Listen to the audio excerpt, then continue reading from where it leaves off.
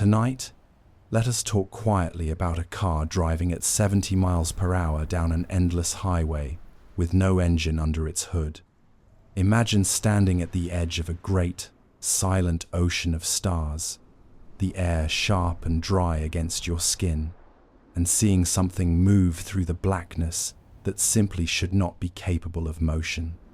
This is the strange reality of 3I Atlas, a visitor from another star system, a speck of dust and ice that has briefly interrupted the long, steady breath of our own solar neighborhood.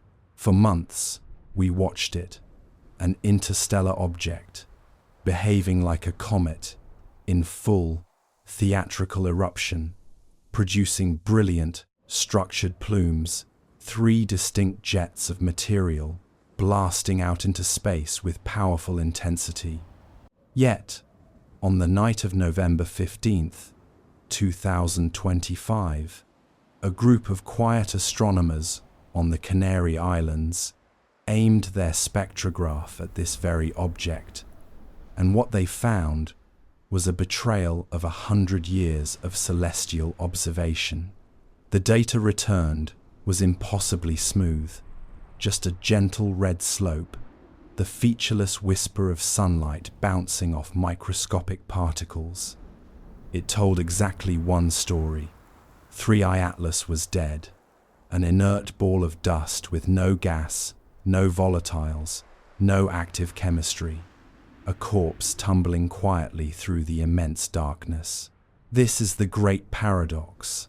Spectra, that shouldn't exist, recording an object that was completely dead, while less than 24 hours later, the telescope network was capturing images of the exact same body, throwing a spectacular party, alive with symmetric and powerful plumes. You cannot have structured jets without the chemistry to drive them. It is a chain of cause and effect, as reliable as gravity. So, what if this visitor from beyond our sun is not merely breaking the rules of comet physics, but revealing a set of physical laws we have not yet even written down? What if we are looking at something that refuses to be categorized? The implications reach far beyond this one anomalous visitor. They touch upon what else might be out there, drifting unseen. They ask us to consider the long, strange journey of matter through the cosmos, and how sometimes the only way to move forward is to admit that you do not know the way. Lean back. Drop a comment with where you are watching from and what time it is there. Settle into the quiet tension of a question that has no comfortable answer. The object is a riddle. Its existence suggests possibilities most scientists won't yet say out loud. To understand this cosmic tension, we must examine the very nature of the canary spectrum that shouldn't exist. Imagine for a moment the quiet room in the Canary Islands on the night of November 15th, 2025. A team of focused astronomers, professionals dedicated to the methodical, careful work of observing a piece of cosmic flotsam. They were aiming their instrument at 3I Atlas, an interstellar visitor, not for revolution, but for routine, simply to fill in the gaps and confirm what they thought they already knew. The process is simple, yet profound. Take the faint light from the distant object and stretch it, like pulling taffy, through a spectrograph. This separates the light into its component wavelengths, creating a spectrum. For a comet, this spectrum is a molecular fingerprint, a loud, busy scream of chemical activity. It's a chemical chaos, a signature of the volatiles boiling off the surface. In the visible light range they were observing, you would expect to see specific, jagged peaks and sharp valleys, the emission lines created by the molecules of gas boiling away from the comet's nucleus under the warming pressure of the sun. Cyanogen, at 388 nanometers is a classic example, though this particular observation was outside that specific range. Still, they expected to see something, the subtle hints of the chemical signatures of the gases that make a comet come alive. But the data that came back was profoundly, impossibly silent. The spectrum was not a jagged mountain range of chemical activity. It was smooth, perfectly, impossibly smooth. Just a gentle slope toward the red end of the spectrum, a line that told a simple, singular story. Dust, nothing but dust. No peaks, no valleys, no molecular fingerprints. The gentle, featureless whisper of sunlight, bouncing off microscopic particles. It was as if they had pointed their instrument at a dead rock tumbling through space. We must pause here to understand the gravity of this silence. The scientists ran their calibration checks. They pointed the exact same spectrograph at Vega, a bright star, to measure the distinct H-alpha line, confirming their equipment was working perfectly. The silence remained. In the vast canvas of cosmic phenomena, a spectrum this smooth for an object actively within the solar system, behaving like a comet, is simply dead wrong. It declares, with the cold finality of physics, that 3I Atlas is dead. It is the corpse of a comet. It is inert, a ball of dust with no gas, no volatiles, no active chemistry. Such an object should only produce a faint, predictable dust tail. No jets, no outbursts, no sudden changes in brightness. Just a quiet, predictable slide through the inner solar system before it vanishes back into the darkness between stars. And yet, this is where the quiet tension becomes a sharp, undeniable contradiction. For the spectrum was recorded on the night of November 15th. Less than 24 hours later, the SLU telescope network, observing the same object, captured a stunning sequence of images. 3I Atlas had decided to come alive again. It was surrounded by brilliant, structured plumes of material, not faint streaks, but three distinct, symmetric and powerful jets, blasting dust and whatever else into space, with the kind of intensity you'd expect from a comet in full eruption. The dead object was behaving like it had just woken up from a nap and thrown a party. This is where the scientist must set aside certainty and begin to use words they dislike, impossible and contradictory. In the quiet, predictable rules of comet physics, the chain is absolute. Jets require volatiles. Volatiles produce gas. Gas shows up in spectra. This is not a suggestion. It is a chain of cause and effect, as reliable as gravity. You cannot have structured, powerful jets without the chemical processes to drive them. It is indeed like watching a car speed down the highway at 70 miles per hour while its fuel gauge reads empty and there's no engine under the hood. You may recall the first confirmed interstellar visitor, Oumuamua, back in 2017. That object also had a featureless spectrum. No gas, no obvious volatiles. But Oumuamua never acted like a comet. It tumbled like a rock. It was consistently weird. You could model its slightly non-gravitational acceleration, even if the models made some people uncomfortable. But 3I Atlas is different. It possesses a split personality. Half the time, it looks dead. The other half, it is one of the most active objects in the sky. It is a switch flipping on and off.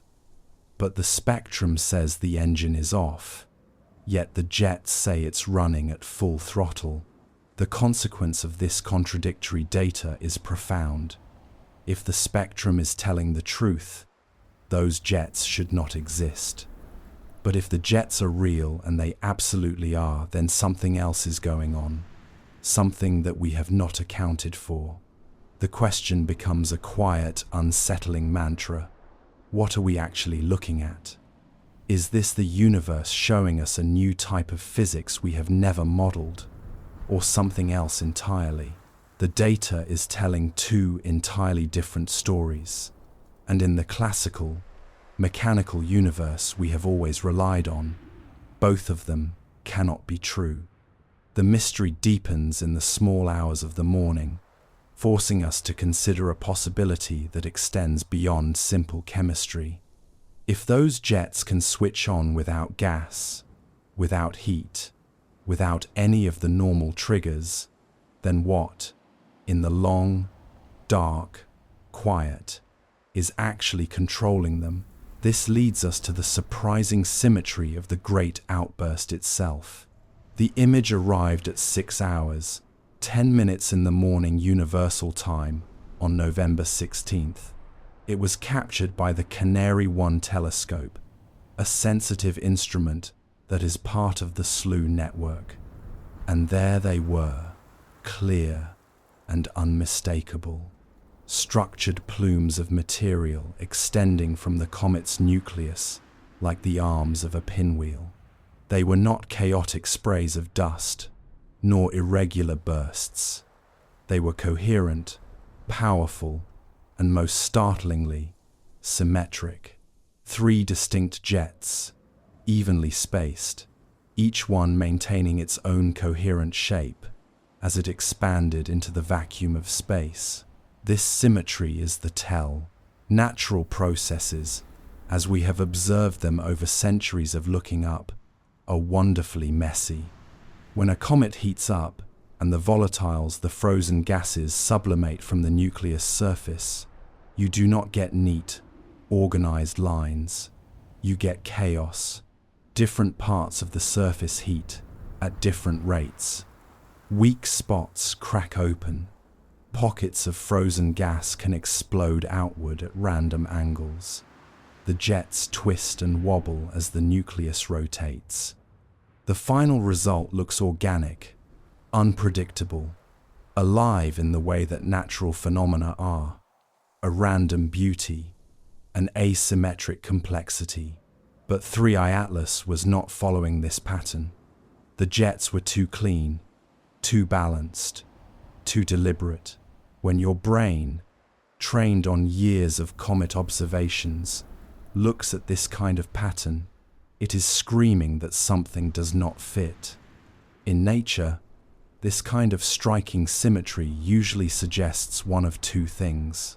Either you are looking at something shaped by very specific physical constraints, perhaps magnetic fields, or the object's rotational dynamics, or you are looking at something that has been engineered. Since we generally do not assign the word engineered to comets, the scientific mind scrambles for a natural explanation. Except the natural explanations are failing to hold the line. There was no thermal trigger. 3I Atlas was not near perihelion, the point closest to the sun where the heat would be most intense. It was not experiencing a sudden increase in solar heating. It was not going through any obvious rotational change that would suddenly expose a fresh, volatile, rich patch to sunlight. The object was simply coasting. It was the same distance from the sun as it had been for days, same illumination angle, same everything. And yet, in the space of less than 24 hours, the object went from spectrographically dead to full eruption. Furthermore, this activity did not settle into a predictable pattern. It switched on, and then a few days later, it switched off again, then back on, then off. This on-again, off-again pattern is unheard of in comet physics. Comets do not behave like light bulbs. Once they begin the process of outgassing, They continue until the accessible frozen material is gone, or they move too far from the sun for the temperatures to sustain the process. You may see variations in intensity as the nucleus rotates and different faces point toward the sun, but you never see complete shutdowns followed by complete reactivations on timescales of hours. This is not how sublimation, the turning of a solid directly into a gas, works. The initial hypothesis of a periodic behavior due to an unusually short rotation period failed to hold up. The activity cycles don't correlate with any consistent rotational period. It is not merely periodic. It seems, unsettlingly, reactive, as if the object is responding to some external or internal stimulus that nobody can identify. The idea of internal energy sources was the next line of inquiry. Could a chemical process be occurring deep inside the nucleus, releasing energy that drives the jets independently of solar heating? But this hypothesis lacks any supporting evidence. There is no infrared excess that would indicate internal heat. There are no radio emissions that might suggest ongoing chemical reactions. There are no temperature spikes detected before the outburst. The object looks thermally dead right up until the moment it starts blasting material into space. We do know that dust-only jets exist. When the pressure from sunlight or electrostatic forces becomes strong enough, dust particles can be lifted off a comet's surface without the need for gas to carry them. But these are weak, diffuse, unstable plumes.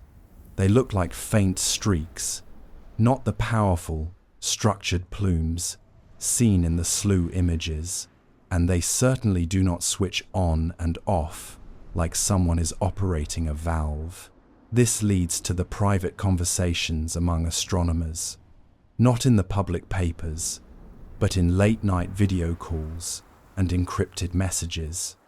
They are using phrases like controlled venting and coordinated release, not necessarily because they believe 3i Atlas is artificial, but because those words accurately describe what they are seeing. The jets behave as if they are being managed, as if an internal mechanism opens and closes, releasing material in measured bursts, rather than through continuous outgassing. The hypothesis of a rubble pile, a loose collection of fragments with internal voids and cavities, is gaining ground. If these internal cavities could trap pressure and build it up over time, the sudden release could mimic the jet-like behavior. Yet, this model, too, struggles to account for the perfect symmetry. Random cavities in a random pile of rubble should not produce 3 evenly spaced jets. They should produce a simple mess. We are left, then, with an object that behaves like it has moving parts, internal processes that start and stop on command, a system responding to conditions we cannot identify with behavior we cannot predict. The jets are understandable, but the timing is driving everyone crazy.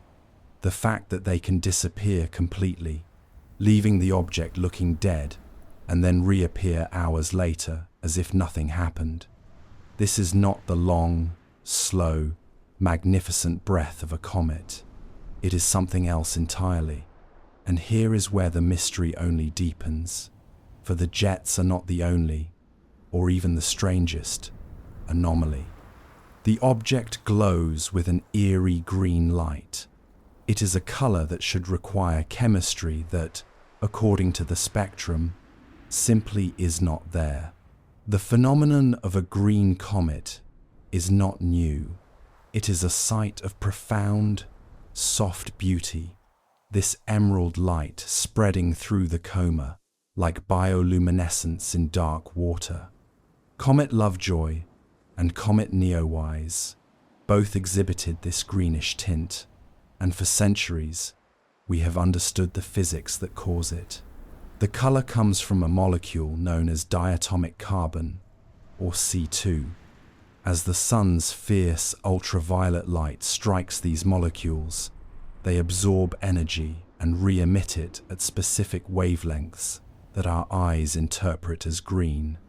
Technically, these are called the swan bands, a distinct series of emission lines that show up clearly in a spectroscopic observation. And here lies the next great contradiction. 3I Atlas does not have detectable diatomic carbon. The spectrum recorded in the Canary Islands showed no swan bands. There were no peaks at 516 nanometers or 563 nanometers, the exact points where you would expect to see them screaming out the presence of C2. The chemistry that should create the green glow is entirely missing. Neither is cyanogen, another gas that can produce greenish emissions. None of the usual suspects for cometary green light were present, and yet the glow is not an illusion. It is not an artifact of image processing. Multiple, independent observations from different telescopes have confirmed it. 3I Atlas glows green, persistently, unmistakably green. The source of this light appears to have no connection to the traditional mechanisms. So, we turn toward the extraordinary possibilities. One idea involves charged dust fluorescence. When dust grains are struck by intense ultraviolet radiation, they can emit light. While this does not usually happen at such specific wavelengths, it is physically possible. If the dust particles within 3I Atlas possess the right size distribution and composition, perhaps, just perhaps, they could produce a greenish hue when the solar ultraviolet radiation energizes them. It is a stretch of the known laws, but a possible one. Another explanation involves ion sheets. The solar wind is a constant, flowing stream of charged particles moving outward from the sun. When dust particles interact with this plasma, they can develop electrical charges. These charged grains can then emit light as they interact with the surrounding plasma, and under very specific conditions, this emission can be concentrated into narrow spectral bands. Could this produce the green light? Theoretically, yes. However, this emission would likely be highly variable, entirely dependent on the fluctuating solar wind conditions. It would not be stable enough to explain the persistent glow that we observe. Then there is the truly exotic option: radiation-induced organic luminescence. Some carbonaceous materials, complex organic compounds, can absorb high-energy radiation and then re-emit it as visible light through processes that are still not fully understood. If 3I Atlas is composed of some unusual form of carbon-rich material, perhaps it is glowing through a mechanism that has not yet been formalized in our astronomy textbooks. It is a speculative thought, but at this point in the mystery, speculation is one of the only tools left. What truly bothers the scientists is the correlation. The green glow, just like the mysterious jets, turns on and off. When the object goes quiet and the plumes disappear, the green fades. When the jets reactivate, the glow returns. This perfect correlation is impossible to ignore. Whatever is creating the light emission is directly tied to whatever is causing the jets. And since we have already established that the jets defy explanation, adding a mysterious, unchemically derived glow only compounds the puzzle. The glow does not correlate with the object's rotation. It does not correlate with its distance from the sun. It correlates with activity we cannot explain. Through activity we cannot explain. It is like trying to solve an equation where every variable is unknown and the answer keeps changing. Some researchers are now privately suggesting that the green emission is not chemical at all, but electrodynamic, that we are witnessing some kind of electrical or magnetic phenomenon playing out in real time. Something related to how charged particles move through the dust clouds surrounding 3I Atlas. This would be completely unprecedented. We have never observed anything like sustained electrodynamic emission from a comet. The hypothesis that emerges is one of a diffuse plasma. If 3I Atlas is made of extremely fine dust particles, and those particles are being charged by solar radiation and the solar wind, they might form a kind of diffuse, cold, sparse plasma. Under the right conditions, a shift in the charge distribution or the interaction of external magnetic fields with the dust cloud could lead to a localized emission of light. With the right physical parameters, green would not be impossible. This vision recasts the object entirely. It is no longer a traditional comet, or even a dead rock, but something far more exotic. An ultralight dust aggregate held together by electrostatic forces as much as by gravity. An object where the boundary between solid material and cloud is blurry. A structure where charges constantly flow and redistribute, where electromagnetic interactions might produce behaviors we have only ever seen in laboratory plasmas. It is a radical idea, but it is one of the few that does not immediately contradict multiple key observations. If this is true, then we must completely reconsider what we mean when we call it a comet. It is not following the spectroscopic rules, the thermal rules, or the activity rules. It is operating under a different set of physical principles. And the more we look at it across different wavelengths, the more contradictory the whole picture becomes. We move now into the silent data war. Science, in its ideal, quiet operation, is supposed to converge on truth. One team makes an observation, another team replicates it, and eventually, the data points form a clear line, allowing us to figure out what is actually happening. With most celestial objects, this is precisely how it works. Multiple teams observe the same comet, and they all see roughly the same thing. Any small discrepancies are put down to minor differences in equipment sensitivity or observing conditions. But with 3I Atlas, the opposite is happening. The more teams observe it, the more conflicting the picture becomes. In visible light observations, the finding is remarkably consistent. No gas. Spectra come back clean, featureless, dust-dominated. Team after team confirms this. There are no emission lines, no absorption features, nothing that would indicate active chemistry. If you were to only consider the visible light data, the conclusion would be inescapable.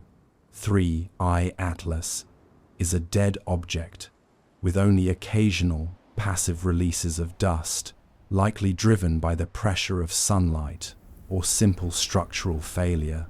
Case closed, you might think. But then, the radio observations begin to arrive, and some of them, not all, but a significant enough fraction, suggest the presence of weak hydroxyl signatures. Hydroxyl, or OH radicals, are the breakdown product of water molecules. These are not strong signals. They are not the kind of definitive detection that would make a screaming headline. But they are enough to make people pause. Because if there is hydroxyl, even in trace amounts, that implies water, and water implies volatiles. And volatiles mean that this is not just a dead dust ball after all. However, other radio teams do not see it.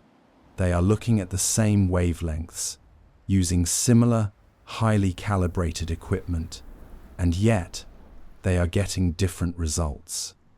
Some detect a faint OH line. Others see absolutely nothing. It is a maddeningly inconsistent set of data, and it must be noted, these are not amateurs using backyard equipment. These are professional astronomers who know how to rigorously account for noise and interference and the effects of Earth's own atmosphere. If they are getting different answers, it is not because someone forgot to carry the one in a calculation. One explanation for this profound inconsistency lies in the idea of photo-dissociation artifacts. The process works like this. Even if 3I Atlas is not currently and actively sublimating water, it may have done so in the recent past. The water molecules that were ejected days or weeks ago could still be floating in the surrounding space. They would be slowly broken down by solar radiation into hydroxyl radicals and hydrogen atoms. So, when an astronomer points a radio telescope at 3I Atlas, they might be detecting these leftover OH radicals rather than fresh emissions coming directly from the nucleus. It is like smelling the smoke of a fire hours after the flames have been completely extinguished. This could potentially explain why the OH detections are so weak and inconsistent. Depending on the precise moment of observation, depending on where those dissociation products happen to be in space, you might catch them, or you might not. But this explanation brings its own deep problems. If 3I Atlas was producing water vapor in the very recent past, why do we see no other signs of it? Why is there no hydrogen emission? Why is there no corresponding change in the dust production rate that would necessarily accompany the sublimation of water? The OH signals, if they are real, seem to exist in a kind of lonely isolation, disconnected from any larger pattern of volatile activity. The complexity is further compounded by the simple realities of calibration. Different teams use different comparison stars to calibrate their instruments. They observe at different times of the day, from different physical locations, and under different atmospheric and solar wind conditions. For most objects, these differences matter very little, but 3I Atlas seems to be exquisitely sensitive to everything. The precise time of observation matters, the prevailing solar wind conditions matter, even the angle of observation might matter. It is as if the object is constantly and rapidly shifting between different states, and whether a team catches it in one state or another depends on a multitude of factors that nobody can fully control. This is what astronomers refer to, with quiet frustration, as the snapshot science problem.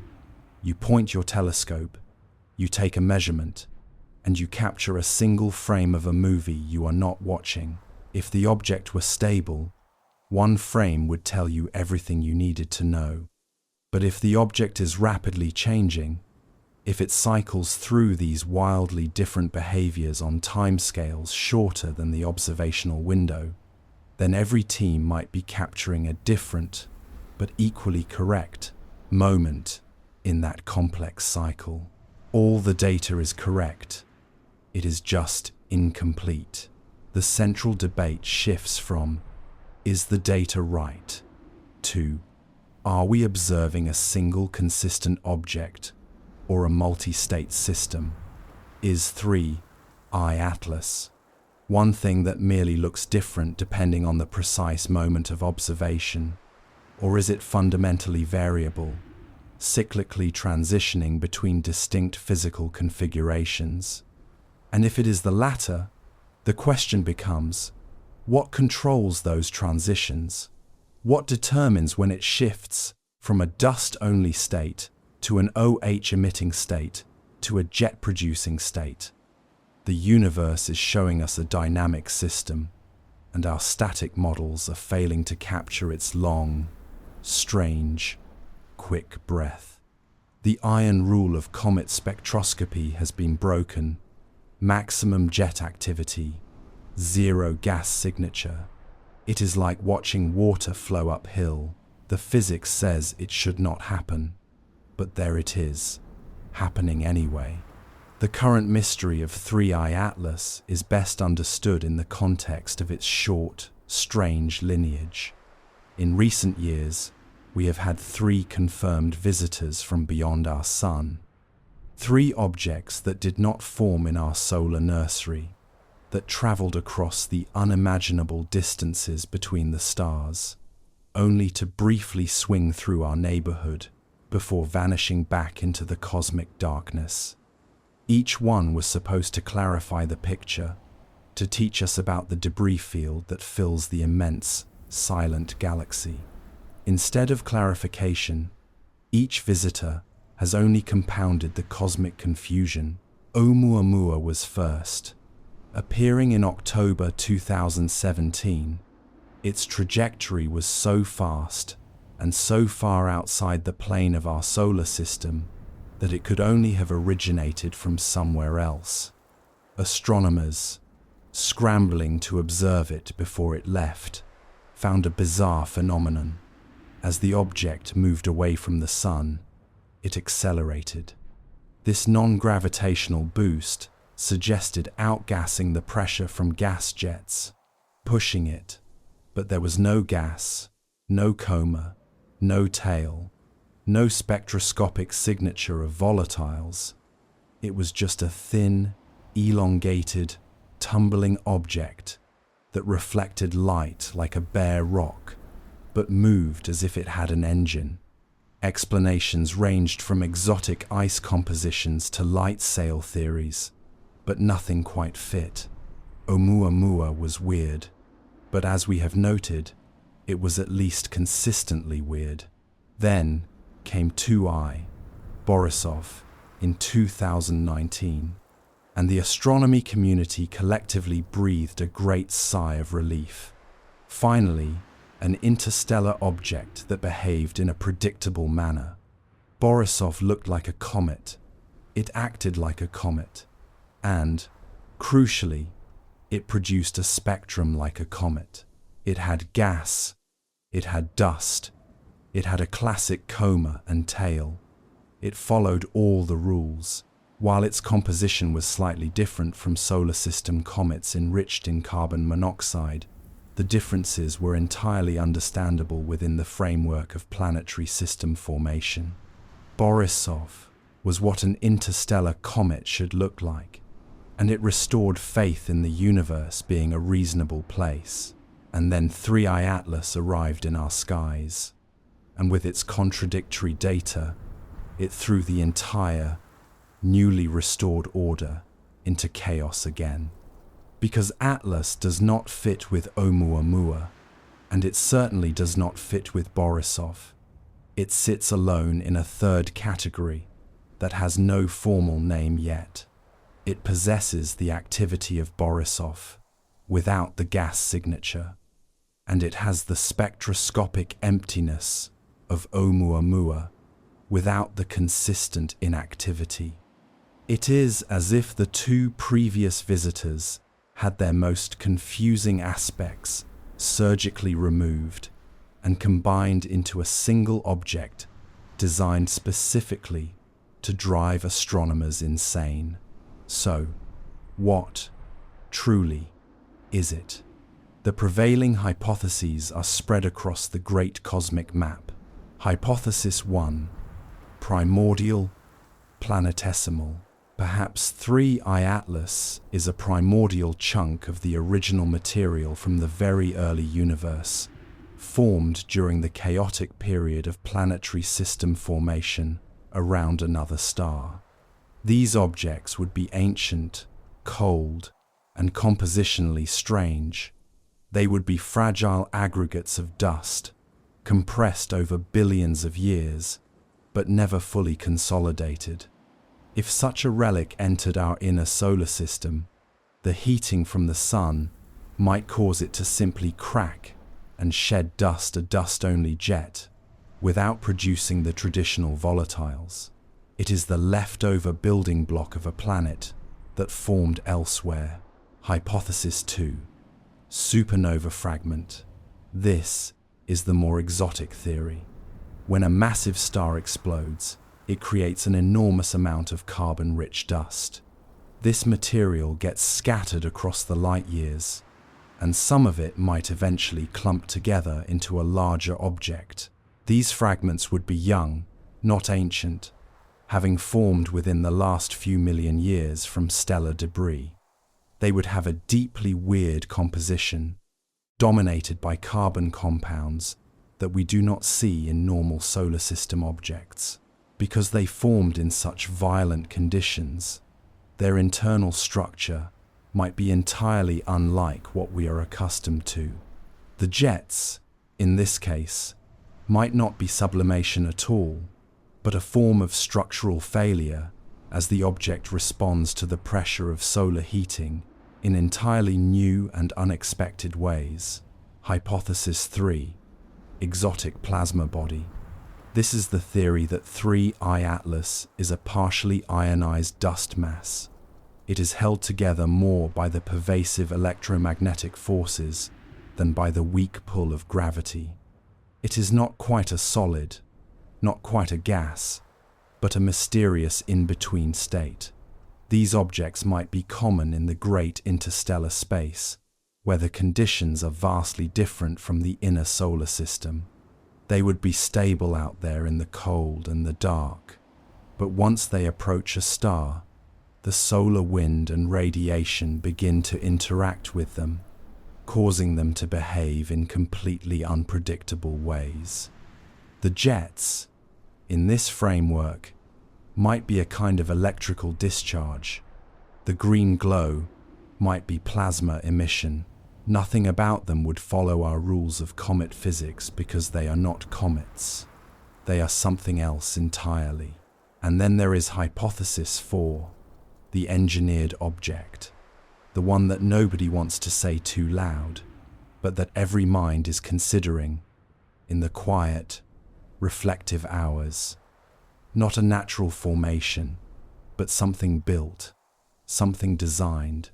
It is simply wrapped in debris, covered in dust and ice, accumulated over its long journey through the deep, silent, interstellar space. The symmetric jets could be an act of deliberate venting. The on-off behavior could be operational cycling. The profound lack of a clear gas signature could be a form of intentional masking. This hypothesis, unsettlingly, explains everything. However, it requires us to accept that we are being visited by a technology from another civilization, a conclusion that requires a level of extraordinary evidence that the current data, though strange, does not yet provide. The problem, the enduring riddle, is that every single one of these models fails to explain at least one major observation. The primordial planetesimal cannot account for the symmetric jets. The supernova fragment cannot explain the strange repeatability of the outbursts. The plasma body cannot explain why the object appears solid in high-resolution images. And the engineered hypothesis cannot explain the lack of a heat signature or the absence of radio emission, no obvious sign of active mechanisms. Each theory solves some small puzzles, while immediately creating new, larger ones. Astronomers feel trapped in a cosmic multiple-choice test, where every single answer is both partially correct and partially wrong. This feeling, this profound sense that none of the available options quite work, is leading to a quiet consensus. 3I Atlas might represent something genuinely new. Not just a variant of known object types, but an entirely new category. Something for which we will need new words, new theories, and completely new models. We have spent centuries cataloging the contents of the universe, putting everything into neat, labeled boxes. But nature does not care about our boxes. And if 3I Atlas is teaching us anything, it is that our current classification system is profoundly incomplete. There are things out there, perhaps many of them, that simply do not fit anywhere we have yet looked. The great question remains: what is the nature of the strange, silent mechanism that can produce such structured motion? We must now talk about dust, not as boring debris, but as the strange, powerful propellant it might truly be. Let us take a quiet moment to contemplate dust, not the mundane kind that gathers in the corners of your home, but the cosmic kind. These are microscopic particles that, in the vastness of the galaxy, outnumber stars. Individual grains so impossibly small, you would need a powerful microscope to truly observe them.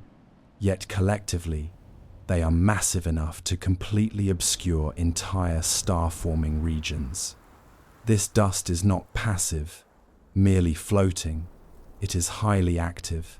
It interacts with light, with radiation, and, crucially, with the magnetic fields that permeate the cosmos. Under the right, precise conditions, this dust can begin to move with startling speed. The key to this active movement is charge. When the raw, unfiltered light of the sun strikes a dust grain in the vacuum of space, it can knock electrons right off the surface. This is known as the photoelectric effect, and suddenly, a neutral particle, a simple piece of floating debris, becomes positively charged. It is immediately susceptible to electric fields. The solar wind, that constant, fierce stream of charged particles flowing from the sun, carries its own pervasive magnetic field. When the newly charged dust particle encounters this field, a variety of forces begin to act upon it. There is magnetic pressure and electric repulsion. The grain begins to accelerate. Not dramatically, not in a quick flash, but over the long stretches of time. These tiny, relentless forces add up. In the immediate region surrounding a comet, you get a highly complex and dynamic electrical environment. The comet's nucleus itself can build up a significant charge as the solar radiation hammers its surface. The surrounding dust cloud becomes a strange, shifting mix of both charged and neutral particles. In this environment, the arcane rules of plasma physics begin to matter deeply. And in plasma physics, we have learned that profoundly weird things happen. Particles can organize themselves into unexpected patterns. Instabilities can form and collapse. And under very specific conditions, you might even see the emergence of coherent structures, regions where the charged dust moves together in powerful, directed ways that look almost deliberate. Could this electromagnetic reality explain the baffling jets of 3I Atlas? Could the mechanism of electrostatic acceleration be potent and focused enough to generate the symmetric plumes that have been driving the scientific community to distraction? The fundamental physics suggests that maybe laboratory experiments have shown clearly and repeatedly that when dust particles are charged and placed within an electric field, they move predictably along the field lines. If 3I Atlas is somehow capable of maintaining a powerful charge separation, with one part of the object positively charged and another part negatively charged, you could, theoretically, achieve the directional ejection of dust. This motion would not be driven by gas pressure. It would not be sublimation. It would be caused by pure electromagnetic forces. The primary problem, however, remains the inevitable messiness of any natural process. When a cloud of dust particles becomes charged in a natural setting, They do not all charge uniformly. Some grains are larger, some are smaller, some are conductive, others are insulating, some are in shadow, and others are in direct, unfiltered sunlight. What you get is typically a **** chaotic mix, ****. And when these particles begin to move, they do not move in the neat, organized streams that the SLU images reveal. They scatter, they collide, and they create irregular structures that change from moment to moment. Crucially, you do not get symmetry. You do not get the repeatability that 3I Atlas has demonstrated. Those jets are simply too clean, too balanced. If electrostatic forces are the primary driver, then something else is actively constraining, channeling, and focusing those forces in ways that a natural, random charge distribution simply would not permit. It is akin to trying to create 3 perfectly spaced, perfectly maintained fountains using only the water pressure from a set of random underground springs. The laws of fluid flow allow it, theoretically, but the odds of it occurring naturally are, as we say, astronomical. Even the Rosetta mission, which spent years orbiting Comet 67P, gave us only hints of this possible behavior. Rosetta observed moments where dust seemed to move in coherent streams, organized in ways that pure gas drag could not fully explain. Some of the research teams suggested this was due to electrostatic effects, the charged dust responding to the local electric fields around the comet. But those structures were small, they were temporary, and they were, crucially, irregular, nothing like the sustained, symmetric plumes we are seeing now from 3I Atlas. The object's observed brightness variations offer another subtle clue. When 3I Atlas dims and brightens, it might not be because it is producing more or less material. It could be a purely electromagnetic effect. It could be that the dust that is already present is simply redistributing its charge. Imagine a great cloud of particles where, suddenly, half of them become more highly charged. They would instantly reflect light differently. They would scatter the sunlight at different angles. The overall brightness would dramatically change, even if the total amount of material in the coma stayed constant. This kind of profound charge redistribution could happen very quickly, on the timescales of hours, driven by small changes in the solar wind conditions. Computer simulations, exploring the behavior of charged dust streams, reveal something highly interesting. Under normal conditions, you get chaos, yes. But if you introduce certain boundary conditions, if you assume the dust is being released from specific, fixed points on the surface, and those points maintain very consistent electrical properties, you can begin to generate coherent streams, not easily and not reliably, but it moves the phenomenon into the realm of possibility. The core requirement is maintaining those boundary conditions, keeping the charge sources stable, while everything else around them is in flux. This leads us to the electrostatic fountain model. Picture the nucleus of 3I Atlas not as a simple, uniform ball of dust, but as a complex structure containing distinct electrical zones.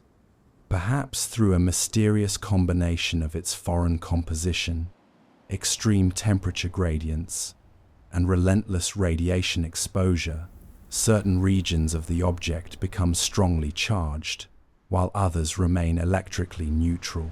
Dust particles sitting on these highly charged regions would feel a powerful, repulsive force. As the charge builds up, the force increases. Eventually, that force overwhelms the weak gravity holding the particle down, and the grain is lifted off, not in a violent explosion, but in a gentle, persistent acceleration upward. More particles follow, and a stable, directional stream is born. And here is the beautiful, unsettling elegance of the theory. If there are multiple charged regions arranged symmetrically around the object, you would get multiple streams, all lifting off simultaneously, all following similar trajectories because they are all responding to similar forces. The symmetry of the resulting jets would be a direct reflection of the symmetry of the charge distribution.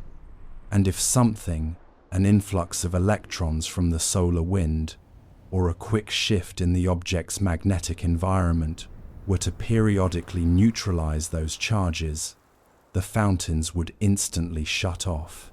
The charge would then slowly build up again, and they would restart. This model is elegant. It is physically plausible. It requires no volatiles, no heat, no traditional comet mechanisms. But it does require 3I Atlas to have a highly organized internal structure. It requires the object to be capable of maintaining distinct electrical zones. Essentially, it requires 3I Atlas to function like a giant capacitor, storing and then releasing electrical energy in these precise, controlled bursts. Is this possible naturally?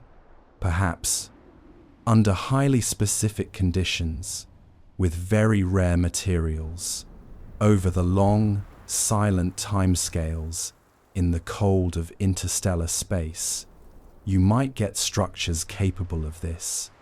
But here is the uncomfortable truth. We have never seen it before. Not in any comet, not in any asteroid, not in any small body in the entire solar system. This brings us, yet again, to the core issue. The geometry of the jets is the real red flag.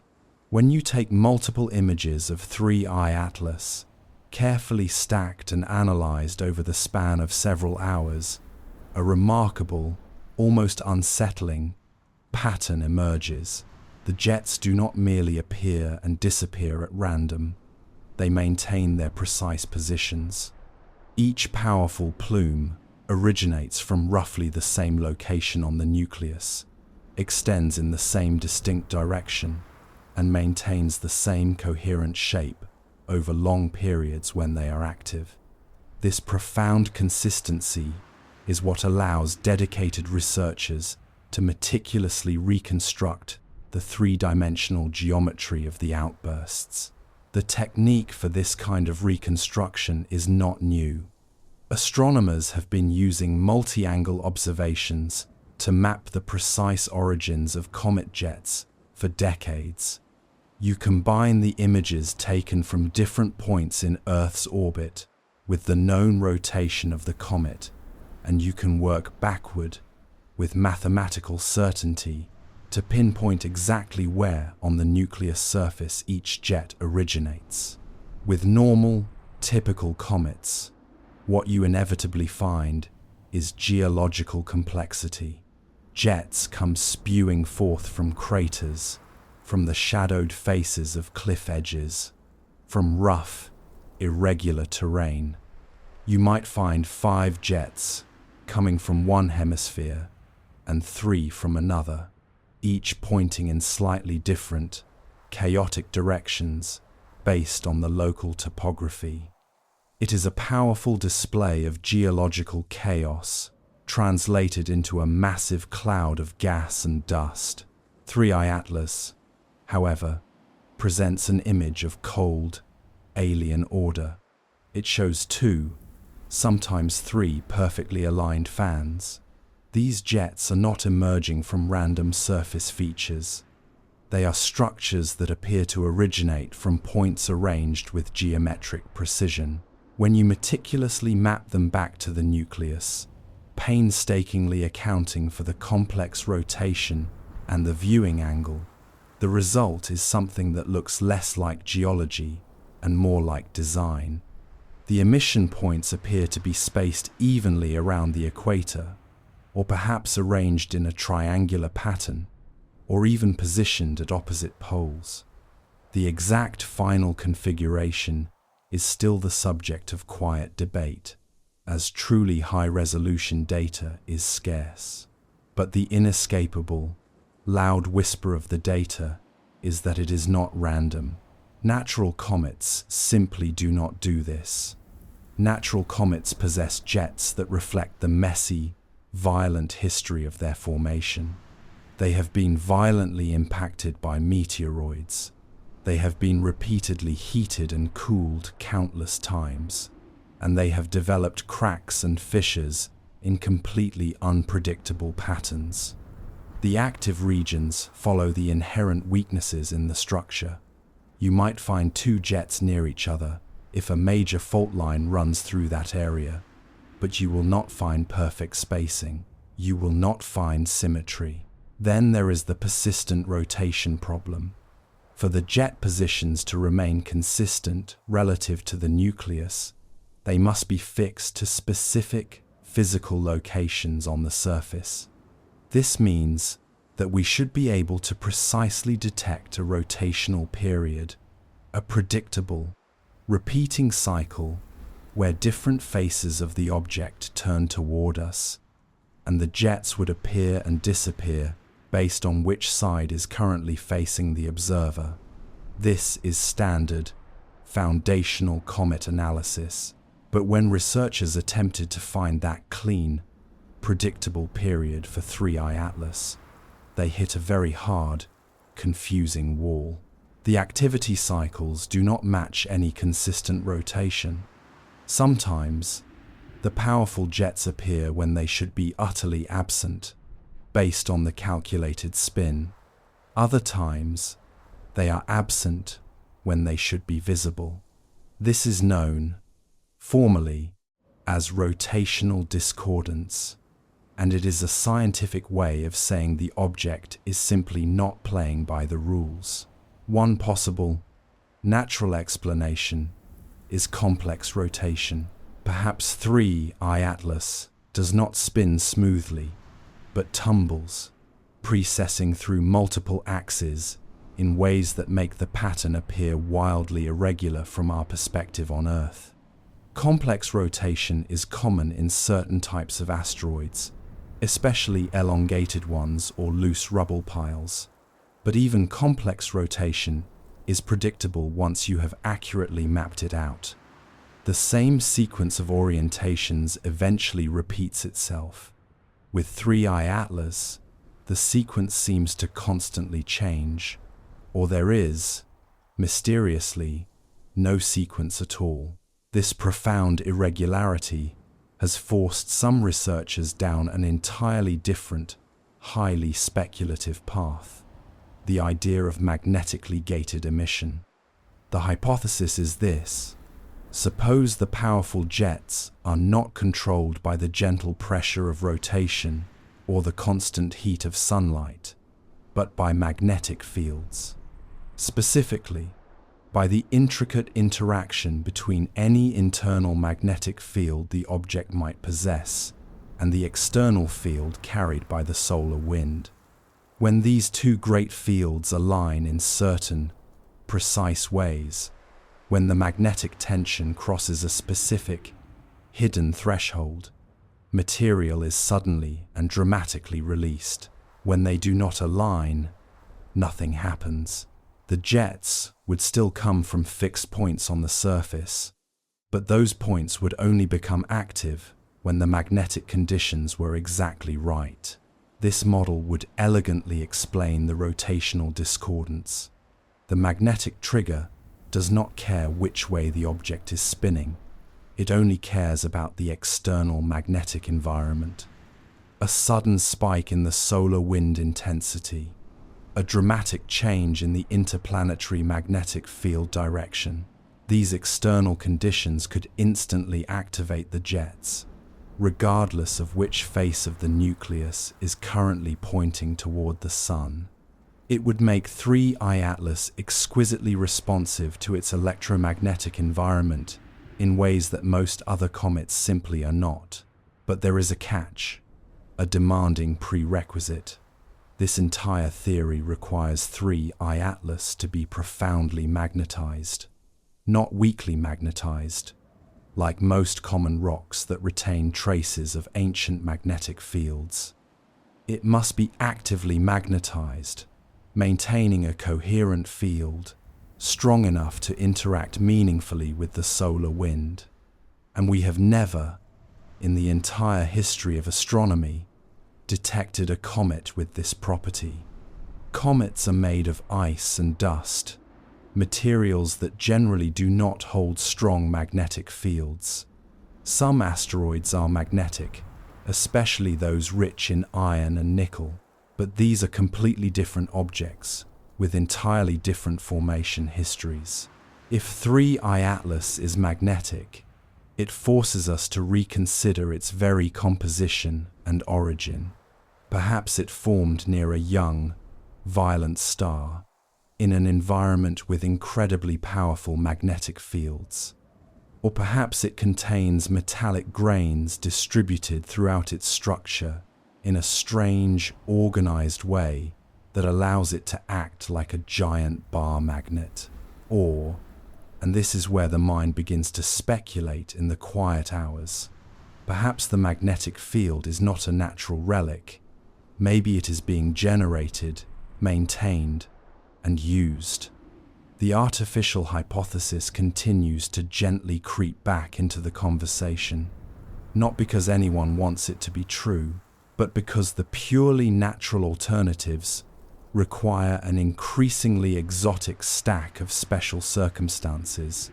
You need magnetized interstellar objects that possess symmetric internal structures and that respond to electromagnetic triggers with precise, repeating behaviors. That is a lot of very specific conditions that must all be true at the exact same moment. The symmetry is the loud whisper. It is the data point that refuses to be explained away. Every time you try to explain it naturally, you must add another layer of complexity. The dust must be charged just right. The structure must be ordered just so. The magnetic fields must be aligned precisely. At a certain point, the philosopher in the room must ask, are we explaining what we are seeing, or are we explaining it away? We must now look to history, and the 5 times we thought an object was simply wrong. The history of astronomy is quietly littered with objects that, for a time, simply refused to fit. The scientific mind, trained in pattern recognition and governed by the laws of probability, finds anomalies profoundly frustrating. Yet, history also shows us that these anomalies matter, and that the objects which do not fit the mold are often the very ones that teach us the most. Let us recall the year 1996. Comet Hale-Bopp was putting on a magnificent spectacle, a brilliant, double-tailed visitor, visible to the unaided eye for many months. Radio astronomers, in their quiet pursuit of the unseen, pointed their large dishes at it, hoping to deeply study its gas outgassing. Instead, they detected a series of strange signals, periodic pulses at frequencies that did not match any known molecular emission. For a brief, chaotic period, some researchers quietly wondered if they were seeing something truly artificial. Speculation ran wild in private communications. Could Hale-Bopp be carrying something? Was a hidden probe nestled deep within the coma? The final answer, as is often the case, was far more mundane: equipment interference. A nearby satellite passed through the telescope's beam. Terrestrial radio sources created a pattern that looked profoundly astronomical, but was not. Once the team was able to isolate and eliminate the contamination, the strange signals vanished. Hale-Bopp was just an exceptionally bright, but otherwise entirely predictable, comet. The episode became a quiet, cautionary tale about the critical importance of rigorous calibration and how deeply easy it is to see patterns that are not truly there. But what is often forgotten is that the initial observations were real. The signals existed. The mistake was not in the detection, but in the interpretation. Had the source of the contamination remained unknown, we would still be quietly arguing about what those pulses meant. Jump forward to the year 2007. Comet Holmes, an obscure, periodic comet that few people had ever heard of, suddenly and dramatically exploded in brightness. It did not gradually brighten, as comets do when they approach the sun. It simply exploded. Overnight, it went from magnitude 17, completely invisible, without a large, professional telescope, to magnitude 2.8. It was a brightness increase by a massive factor of nearly 1 million, the largest outburst ever recorded in the history of cometary observation. Astronomers scrambled to observe it, and what they found was utterly baffling. The comet was not close to the sun. It was actually quite far out, well beyond the orbit of Mars, in a region where comets are normally dormant and quiet. There was no obvious external trigger, no impact, no close approach to the immense gravitational pull of Jupiter, no orbital change that would explain such a massive, sudden release of energy. Theories were proposed endlessly. Perhaps a subsurface cavity had suddenly collapsed, releasing a massive, trapped store of volatiles all at once. Perhaps the comet's interior had been undergoing slow chemical reactions that suddenly reached a critical threshold. Perhaps they were witnessing the catastrophic disintegration of a small body. Years later, even with all the data accumulated, we still do not possess a definitive explanation. The leading model involves the delayed sublimation of exotic ices, materials that do not vaporize until they are exposed to the relentless pressure of sunlight for extended periods. But even that complex model fails to fully account for the sheer scale and profound speed of the initial outburst.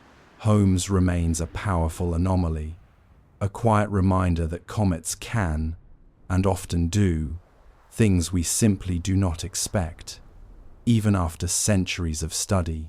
Then, there is the quiet lesson of the Rosetta mission.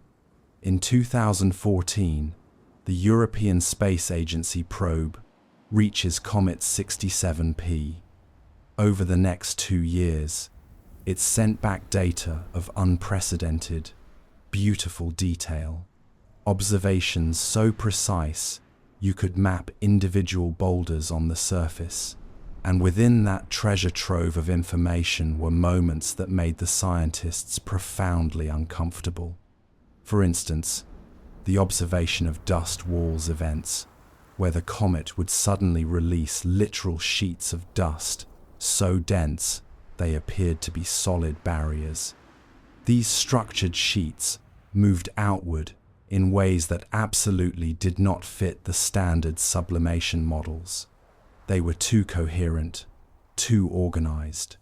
Scientists debated their origin for many months.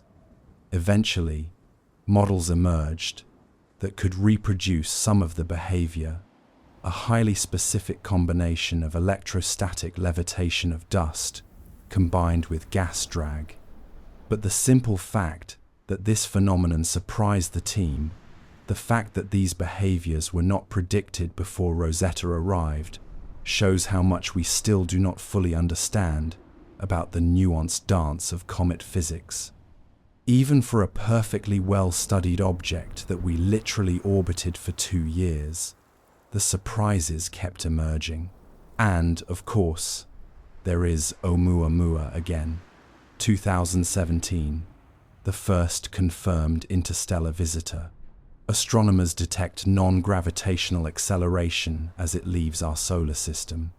A small but undeniable boost that required some force beyond the predictable pull of gravity and the gentle push of solar radiation pressure.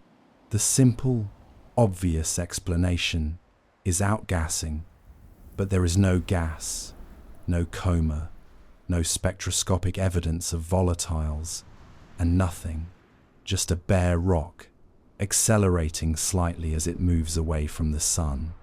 The explanations put forward have ranged from highly plausible outgassing hydrogen, which would be invisible to most detection methods, to the truly exotic, an iceberg of solid nitrogen, or a fragment of a destroyed planet, still warm inside, venting heat in a way that creates a constant, predictable thrust. Or, as one very famous paper suggested, perhaps it is a light sail, a piece of technology designed to use the gentle pressure of radiation for propulsion, either still operational or simply derelict. The profound point in all these historical precedents is not that any of these objects were artificial. They almost certainly are not.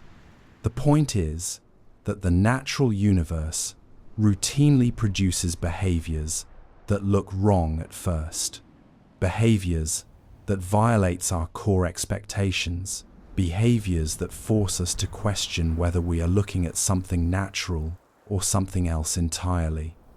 And in every single case, the first ingrained response is to search for natural explanations, to add complexity to our models, until finally the observations can be made to fit. But 3I Atlas is different. It is not a single anomaly that might be explained by exotic ice or a collapsed subsurface cavity. It is a stack of multiple, layered contradictions that persist across completely different types of observations. No gas, but powerful jets. A green glow without the required chemistry. Symmetric structures without any known natural mechanism, and repeating behaviors without any discernible trigger. Each new data point, instead of solving the puzzle, only deepens the mystery. Perhaps we are watching another Holmes-type event, something natural but utterly unprecedented, which will eventually make sense once we discover the right piece of physics. Or perhaps we are watching something that will never fit, no matter how many complex epicycles we add to our long-standing models. History quietly suggests that the objects that do not fit the mold are the ones that teach us the most. And whether 3I Atlas is teaching us about new types of natural objects or something else entirely, the core lesson is profound. We should have learned by now not to be surprised when the universe surprises us. And this brings us to the quiet, scientific consideration of the engineered hypothesis. It is crucial to be clear about the language used in these late-night, private discussions among scientists. When researchers in this field use the word artificial to describe a possible explanation for the strange behaviors of 3I Atlas, they are not, generally speaking, talking about the vivid imagery of science fiction. They are not invoking little green men or flying saucers. They are asking a much more limited, a much more technical, and a much colder question. Could the object's baffling behavior be best explained by assuming it contains engineered components? These components might now be entirely inactive, or severely degraded, or merely functioning in ways we do not currently understand, but they are, nonetheless, components. This is the careful, methodological approach of SETI, the search for extraterrestrial intelligence. The true goal of SETI is not about finding aliens with whom to have a conversation. It is about detecting the subtle, undeniable signatures of technology, signs that something in the universe was built rather than formed through entirely natural processes. And there are entirely scientific ways to structure this speculation, to carefully separate the reasonable possibility from the realm of pure science fiction. We begin with the concept of motivation. If 3I Atlas were, hypothetically, some kind of probe, even a long-dead one, even a mere fragment of a larger system that was destroyed long ago, what possible purposes might explain its strange, observed behaviors? Navigation is a compelling possibility. Venting material in controlled bursts is a perfectly legitimate, physical way to subtly adjust a trajectory. Spacecraft launched by human beings do this constantly, with tiny thrusters. If you wish to change your course in the deep blackness without the mass and complexity of conventional rocket engines, releasing a cloud of dust asymmetrically would create a gentle, predictable push. The resulting jets would not need to be powerful. They would only need to be consistent and directional. Braking is another option that emerges from the physics. An interstellar probe, by its very nature, would be moving incredibly fast upon entering a new solar system. It would likely be too fast to enter a stable orbit or to study anything in detail. The probe would need to slow down. Chemical rockets require carrying a massive amount of fuel, making them entirely impractical for the sheer scale of interstellar journeys. But if the probe could somehow collect the diffuse interstellar material during its long voyage, compress it, and then release it precisely behind the object as it approached its destination, it would create a gentle, steady drag force. The powerful dust jets could, in this light, be the continuous exhaust from a long-term deceleration burn that started months ago and is still ongoing. Orientation control is also vital. In space, without the constant friction of air resistance, objects tend to tumble. If you wish to keep a specific, sensitive face of the probe pointed toward a star or a planet for continuous observation, you would need small, precise thrusters to counteract the unwanted, constant rotation. Small, symmetric jets, positioned strategically around the object's equator, would be ideal for this specific task. Firing them in sequence allows you to spin up, spin down, or adjust your axis to maintain the required orientation. The profound fact that 3I Atlas's jets do not correlate with its rotation might not be a confusing mystery at all. It might be the entire point. Then there is the more abstract notion of communication.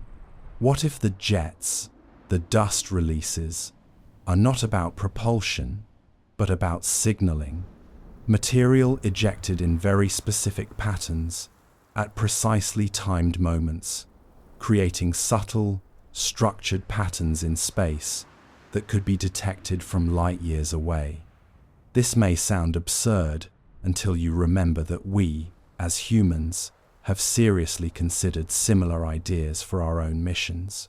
Project Orion proposed using nuclear explosions for propulsion. More recent concepts involve solar sails and laser beaming. The idea of using mass ejection for purposes other than simple thrust is not science fiction at all.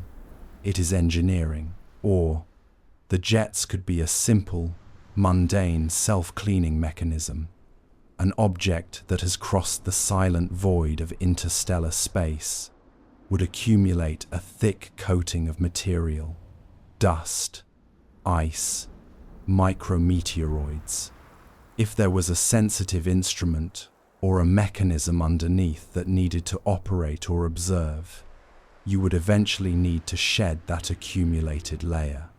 Periodic venting would achieve this goal perfectly. Blow off the debris, expose the surface, and let it accumulate again until the next cleaning cycle. Now, the engineered hypothesis must be subjected to a set of severe constraints. If 3I Atlas is, or contains, artificial elements, it has to explain why certain signatures are conspicuously absent. First, the lack of heat excess. Any engineered object with actively working components would inevitably generate waste heat. We are currently not detecting any significant thermal radiation. This suggests the object is either very cold, powered down, or utilizing energy processes that produce only negligible thermal radiation. All of these are possible, but they significantly narrow the options. Second, the absence of periodic radio emissions. If there were active electronics or communication systems trying to send signals to a distant home, we would strongly expect to detect something at the radio wavelengths. The profound lack of detection suggests either that nothing is transmitting or that the transmission is occurring in a way we are not currently monitoring, or that the signals are too weak or too intermittent to be caught by our present sensitivity. Again, all are possible, but they are constraining. The strange, featureless red spectrum of the object becomes a quiet asset for this hypothesis, rather than a problem. If you were attempting to design a sophisticated probe that could pass through a solar system without immediately signaling its artificial nature, how would you achieve it? You would cover it in dust. Ancient, carbonaceous dust that looks exactly like the material natural comets are made of. You would ensure the surface chemistry perfectly mimicked the natural, abundant objects as closely as possible. The featureless red slope is not a flaw, it is a feature. It is camouflage. This brings us to the Trojan debris shell model. Imagine a small, dense, potentially inactive, engineered core. Around it, either deliberately or through the slow process of cosmic accumulation, lies a thick, non-conducting layer of dust and ice. From the outside, spectroscopically, it reads as entirely natural, a dirty snowball, a simple carbon aggregate, nothing special. But inside, entirely hidden from direct observation, is structure, perhaps magnetic coils for field generation, perhaps reservoirs of stored material for venting, perhaps only fragments of what used to be a fully functioning system, now degraded, but still capable of producing the highly organized behaviors under specific, narrow conditions. The quiet elegance of this model is that it resolves the most jarring contradictions. The dust shell produces the featureless spectrum. The interior produces the jets through a mechanism that does not require gas. The symmetry is explained by the engineered placement of the venting systems. The mysterious on-off behavior suggests control mechanisms that still function intermittently, perhaps responding to internal, forgotten programming or external environmental triggers we cannot yet understand. But we must be absolutely clear. This is speculation. There is, at this moment, no direct evidence that 3I Atlas is artificial, no confirmed radio signals, no unambiguously manufactured materials. What we have are behaviors that are profoundly difficult to explain naturally and slightly easier to explain through engineering. That is not proof. That is not even strong evidence.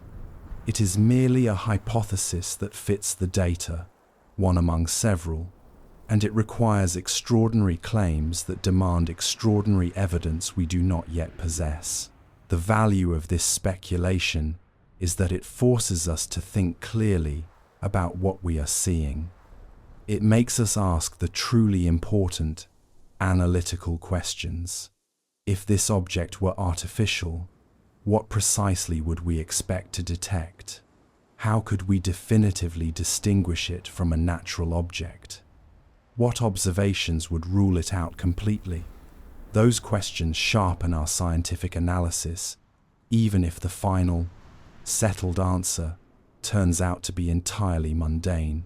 And here is the quiet thought that keeps some astronomers awake at night. Even if 3I Atlas is proved to be completely natural, the simple fact that we, the scientific community, are having this conversation at all means something profound. It means we have reached a stage in our astronomy where artificial objects are now within the space of possibilities we seriously consider. The question, could this be technology, is now scientifically valid. That, in and of itself, is a new threshold we have crossed.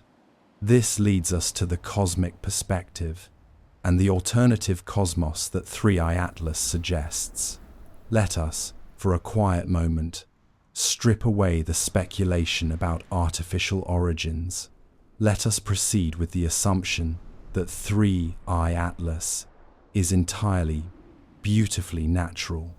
That assumption, strangely, does not make the mystery disappear. It simply shifts the profound nature of the question. If this object is a natural formation, if some entirely mechanical process in the cosmos creates objects that behave in this fashion without any intervention from intelligence, then we have been profoundly thinking too small about what is possible out there in the immense darkness between the stars. Consider, again, the violent process of supernova debris. When a massive, aging star explodes in a spectacular burst of energy, it does not merely scatter gas, it creates vast amounts of dust, carbon, silicon, iron, complex organic molecules all condensing out of the expanding fireball in the days and weeks immediately following the detonation. This material spreads across light years, eventually mixing with the vast interstellar medium and being incorporated into the formation of new star systems. But a significant portion of it might clump together before that final mixing occurs.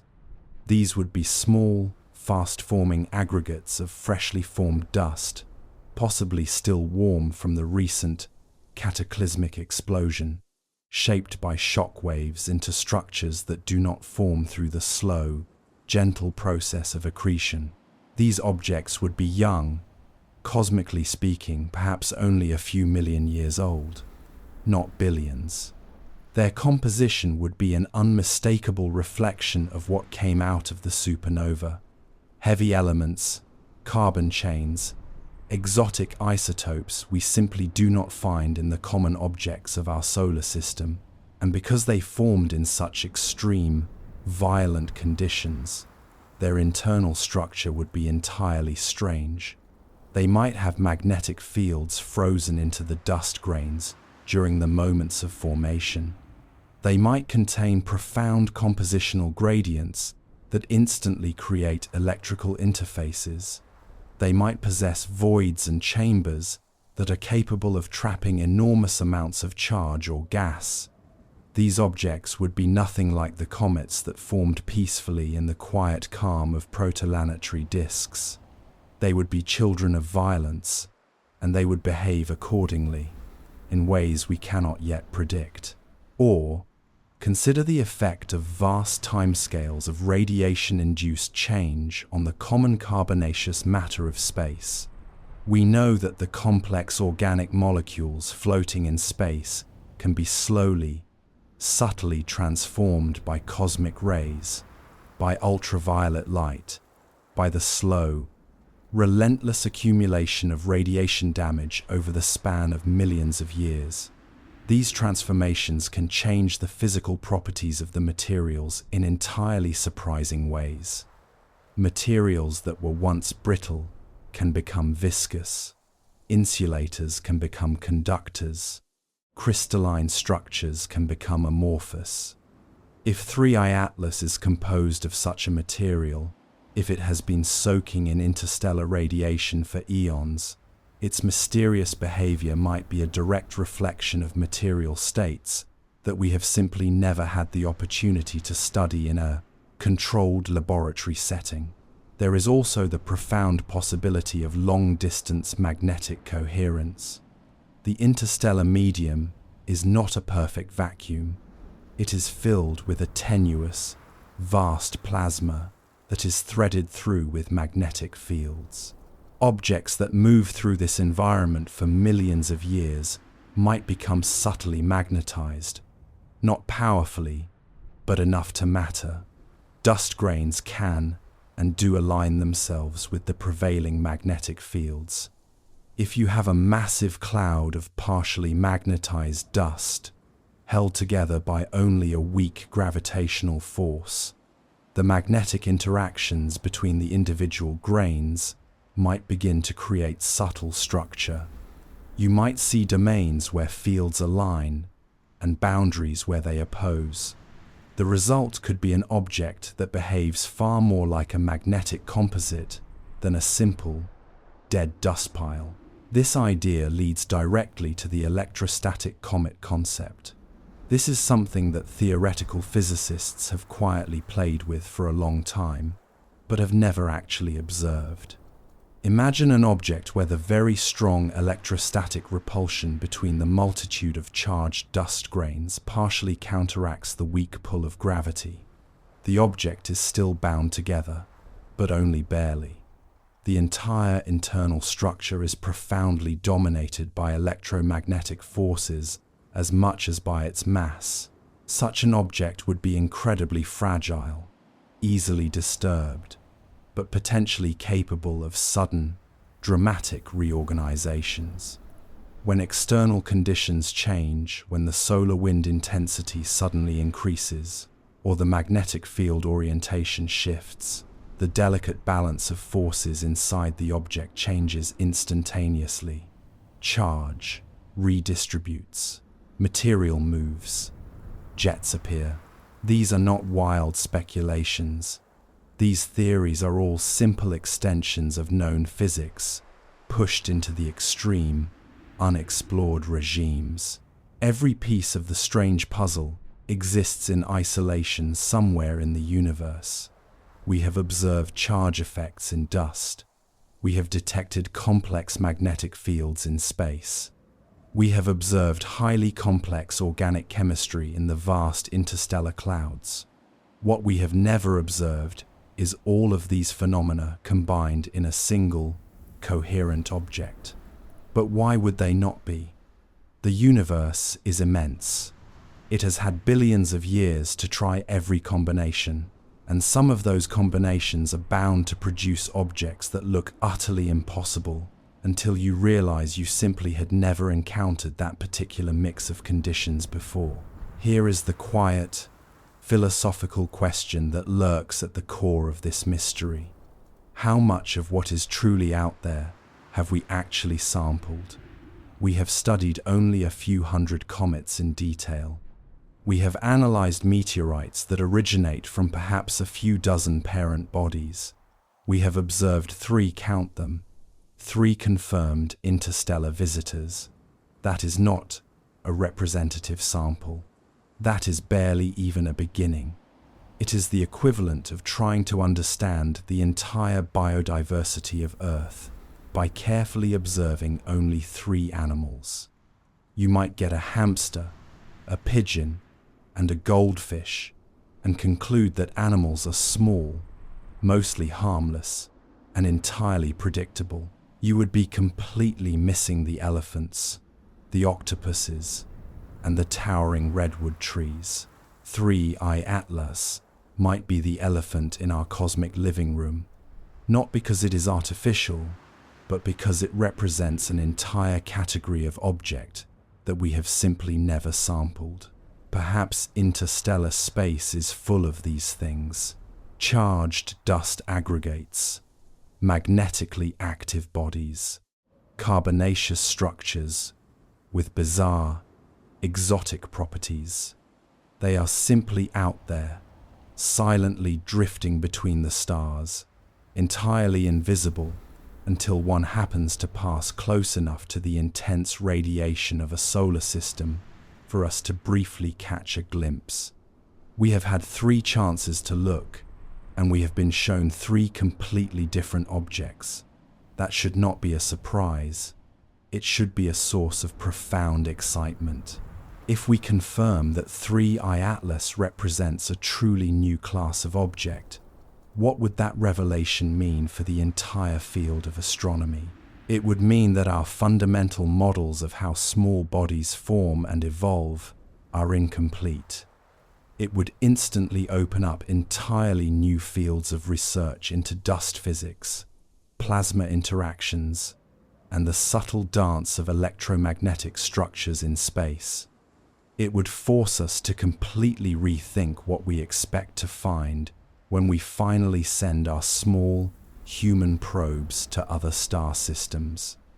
It would be a powerful, humble reminder that nature is far more creative than our theories, and this sense of profound surprise is not limited to the realm of comets. It is a recurring theme of this particular year. While astronomers were quietly puzzling over the erratic behavior of 3I Atlas in the inky blackness of the night sky, physicists in a meticulously controlled laboratory deep within Geneva were wrestling with a mystery that was equally strange. They were running an experiment designed to push the very limits of quantum mechanics in the presence of gravitational fields. The setup was a model of serene, cold elegance. Ultra-cold atoms were trapped within a sensitive optical cavity, cooled down to within a few millionths of a single degree above absolute zero, and profoundly isolated from all external vibration and electromagnetic interference. The simple, powerful goal was to measure how the complex quantum states of these atoms subtly change when exposed to the massive influence of Earth's gravity, doing so with an unprecedented level of precision. What they measured instead was a subtle, baffling frequency drift, a tiny, persistent shift in the resonance frequency of the cavity that would mysteriously appear and then disappear entirely, all unpredictably.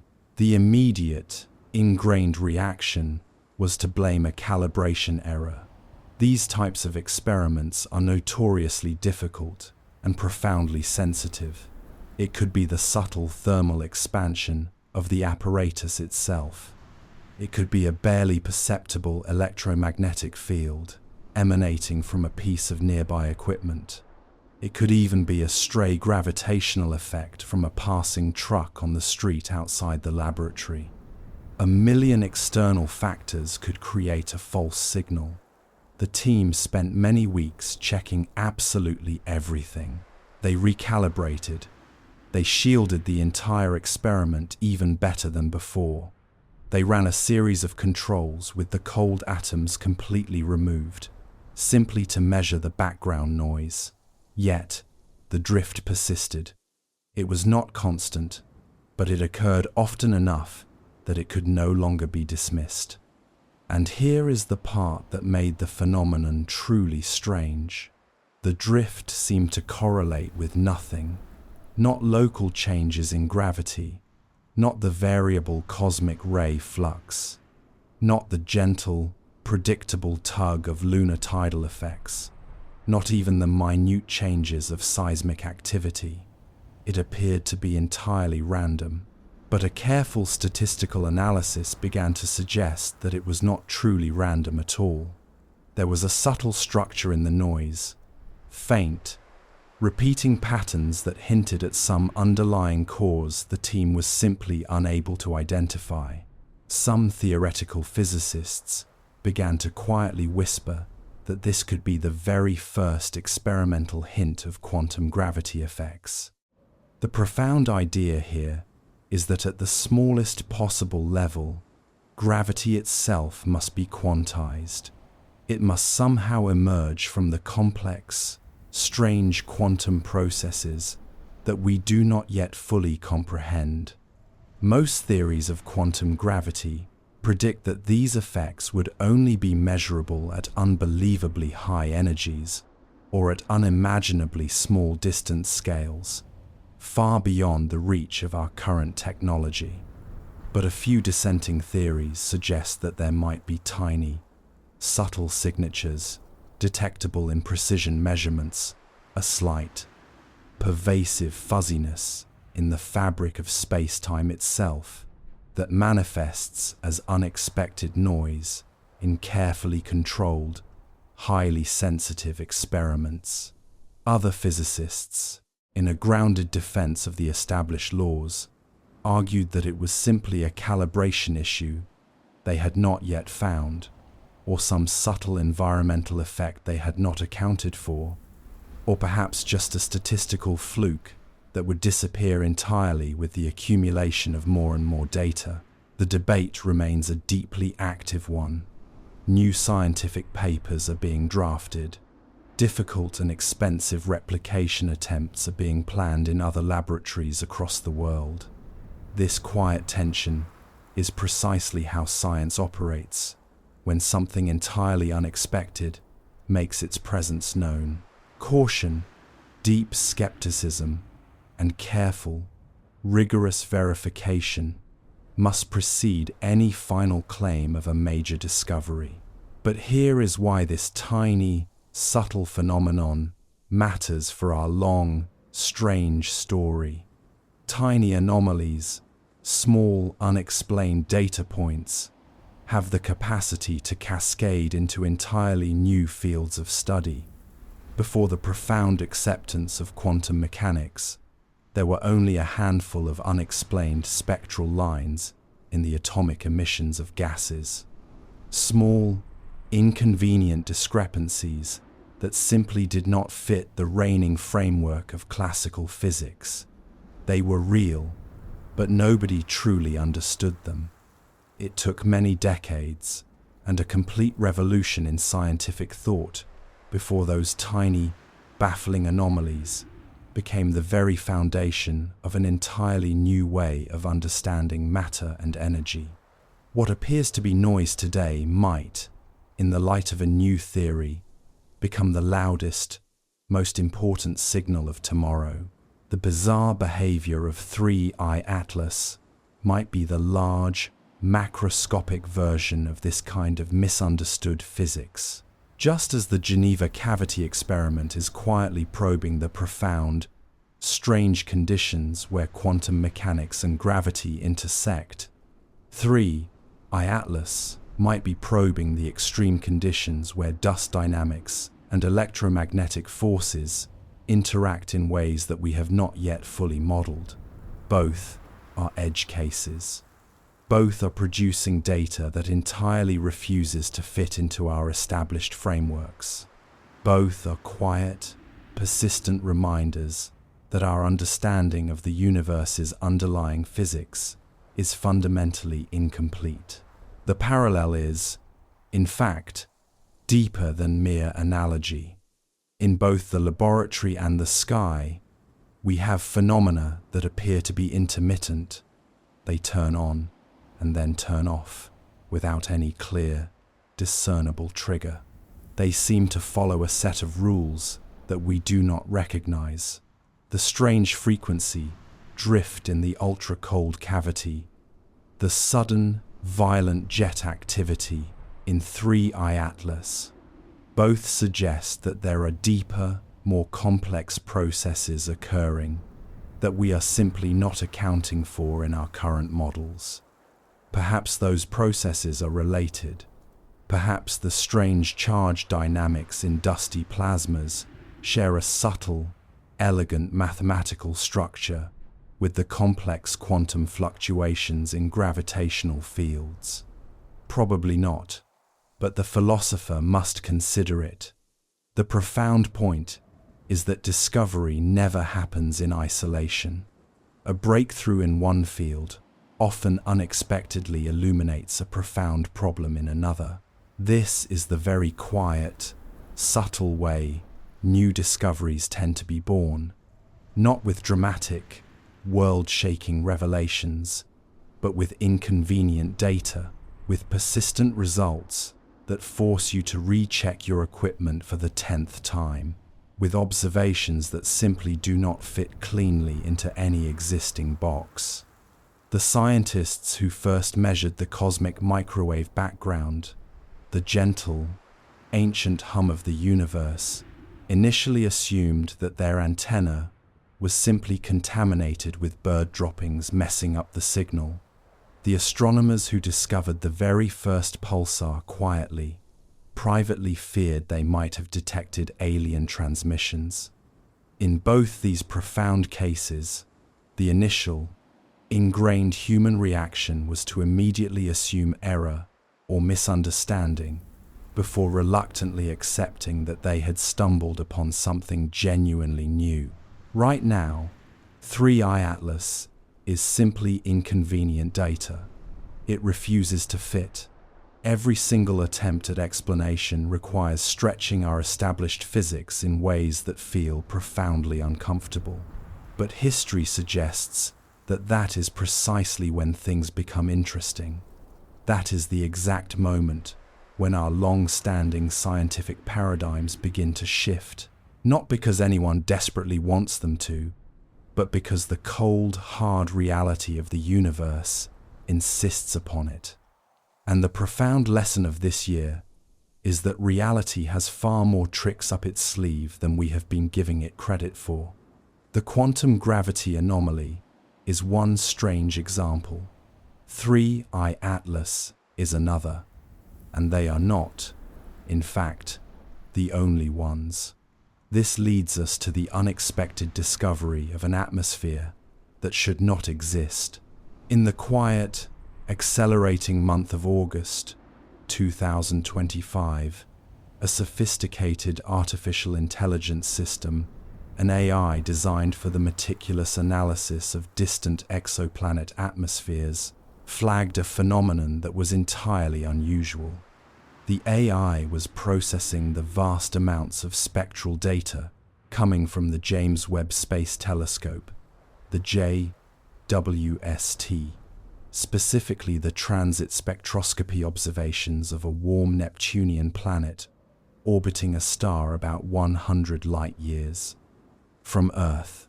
The planet, formerly catalogued as K 2 to 318b, was not, in and of itself, particularly notable.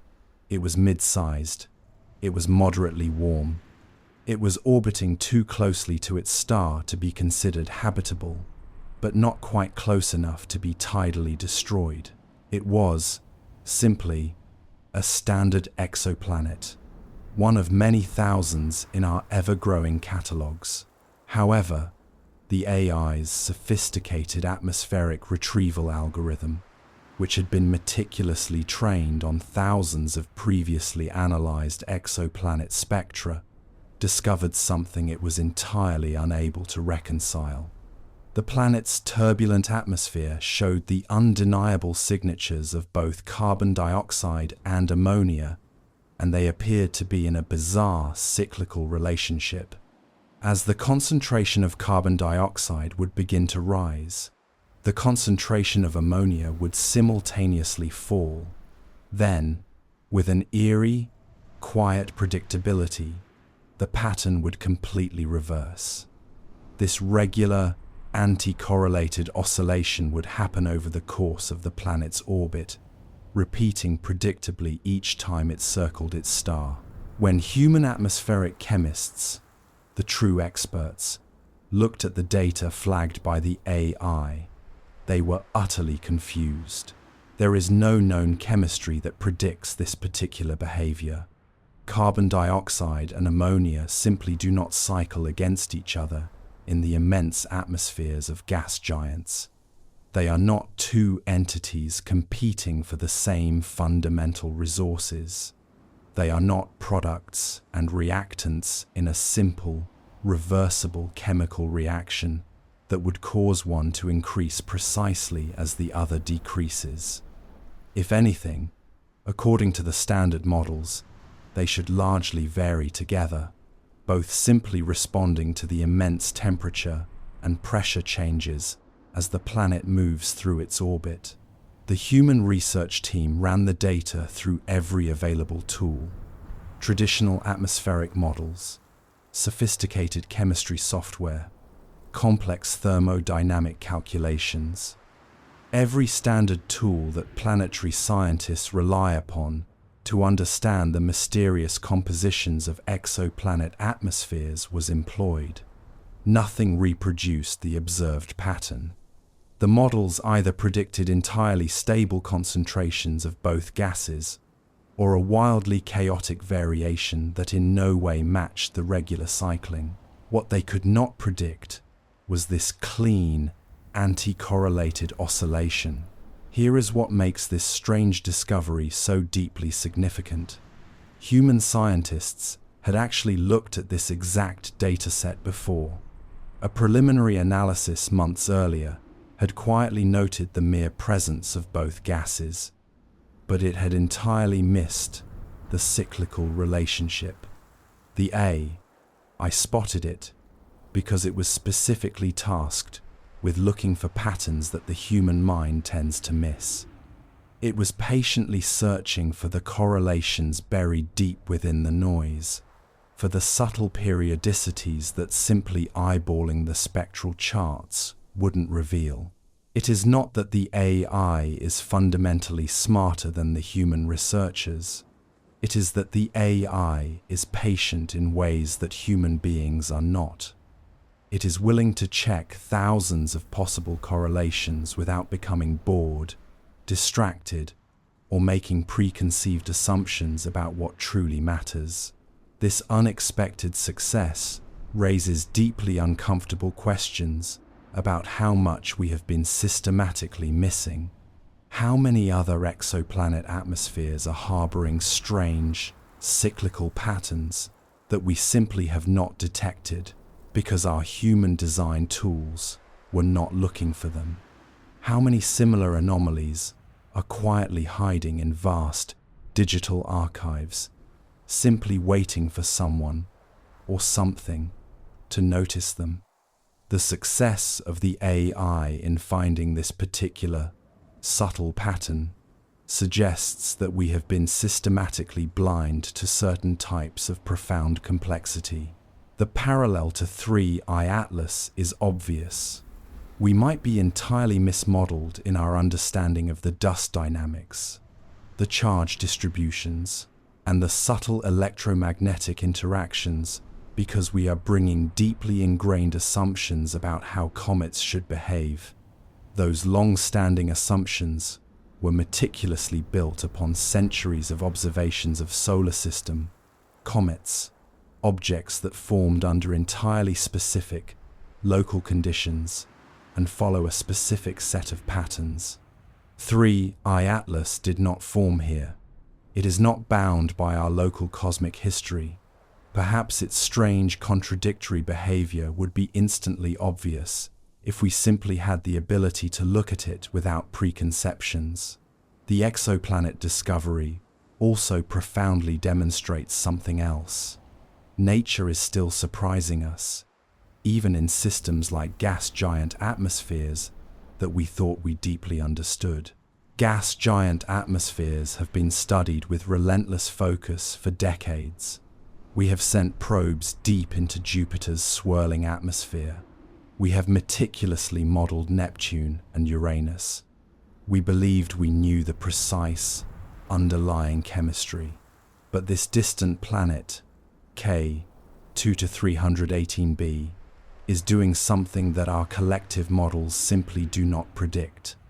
Either there is an entirely exotic chemistry at play that we have not yet discovered, or there are profound, dynamic processes, complex circulation patterns, strange, rapid energy flows that create conditions our simplistic, static models cannot possibly capture. The very same principle might hold true for 3I Atlas. Perhaps the bizarre, on-off jet behavior makes perfect sense if you only account for highly dynamic, unmodeled processes, charge flows, magnetic reconnection events, electrostatic instabilities that build up and release on timescales shorter than our human observation windows. We have been trying to explain it with static models and cold, equilibrium calculations. But the object itself is profoundly not in equilibrium. It is actively changing, cycling between states, responding to its environment in real time. Some researchers are now quietly suggesting that AI assistance might be the key to finally decoding 3I Atlas. The idea is simple. Feed a neural network all the observational data, the brightness curves, the inconsistent spectroscopic measurements, the precise jet timing, everything. Then, simply let the AI search for the subtle, hidden patterns that correlate with solar wind conditions, the elusive interplanetary magnetic field data, the cosmic ray flux, whatever environmental factors might be subtly relevant. Perhaps there is a profound relationship we are currently missing, only because we are not checking the right combinations of variables. The K, 2 to 318b atmosphere, proves that complexity exists far beyond our current theories, that planets can and will surprise us, that chemistry in extreme, unmodeled conditions can produce behaviors we have not at all anticipated. If a hot Neptune 200 light-years away can do things we simply do not expect, why should an interstellar visitor right here in our own solar system be entirely predictable? Why should we assume that 3I Atlas is entirely bound by the physics we already understand, when we keep discovering new physics we do not? This is the profound, quiet theme emerging across multiple fields of study this year. Expectations violated, models failing, observations that force a complete reconsideration of what we thought we knew. The universe is speaking clearly. We are just not yet fluent in the strange, dynamic language. And sometimes, the most profound messages of all come from the quietest, most unexpected places, not from distant exoplanets, but from right here on Earth, from environments so utterly extreme that we assumed nothing could possibly exist there.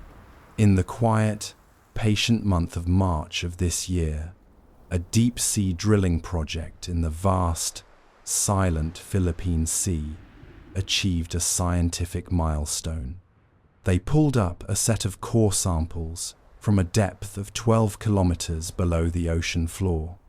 This is deeper than any human being had sampled before. It is a depth where most scientists believed that nothing, absolutely nothing, could possibly survive. The pressure at that profound depth is crushing, registering thousands of times that of the standard atmosphere. The temperature is close to boiling, despite being under miles of water and rock. No sunlight reaches there, no oxygen. It is about as utterly hostile to the existence of life as you can get, while still technically being on the planet Earth. The valuable samples sat quietly in a laboratory for many weeks, as the researchers prepared them for the meticulous analysis. The procedure is always standard. Sterilize the outside of the core sample to remove any minute contamination from the drilling fluids. Crack it open in a clean room. Extract the sterile material from the deep interior. And then, check for any subtle signs of biological activity. Nobody, truly nobody, expected to find much of anything. Perhaps a few dormant spores, Perhaps a trace of the ubiquitous organic material that had slowly drifted down from the shallower depths millions of years ago. Perhaps just absolute, sterile nothingness. What they found was a community of living microbes. They were not dormant. They were not barely hanging on. They were metabolically active. They were reproducing. They were extracting energy from complex chemical reactions occurring between the rocks and the water. They were building their own biomass. They were maintaining their complex cell walls. They were doing all the mysterious, necessary things that living organisms do, but at the astounding depth of 12 kilometers, at temperatures that should have utterly denatured their proteins, and under pressures that should have completely crushed their cellular machinery. This quiet, profound discovery instantly forced the world's biologists to dramatically revise their entire understanding of life's limits. We thought we knew the hard boundaries. Temperature has absolute limits based on the basic stability of organic molecules. Pressure has definite limits based on how much a cell can be compressed before its essential membranes fail. Energy availability sets the limit for how sparse your environment can be before the maintenance of life costs more energy than you can possibly extract. These are not mere soft guidelines. They are the cold, hard dictates of physics and chemistry. Yet, here were organisms that were seemingly casually ignoring what we thought were hard constraints. The implications of this discovery spread far beyond biology. If life can truly exist 12 kilometers down in Earth's own crust, where else might it exist? Could it be in the ice-covered oceans of Europa or Enceladus? Could it be thriving in the deep aquifers that some researchers think might still exist on Mars? Could it be in the extreme, dark environments that we had completely written off as sterile, simply because they violated our ingrained assumptions about what life fundamentally requires? This discovery does not, of course, prove that life exists elsewhere, but it dramatically expands the entire range of conditions we need to consider. It moves the cosmic goalposts. There is a broader, more profound lesson here about extremity and surprise. When you push physical systems into extreme conditions, they frequently behave in ways you simply do not predict from observing them in normal, comfortable conditions.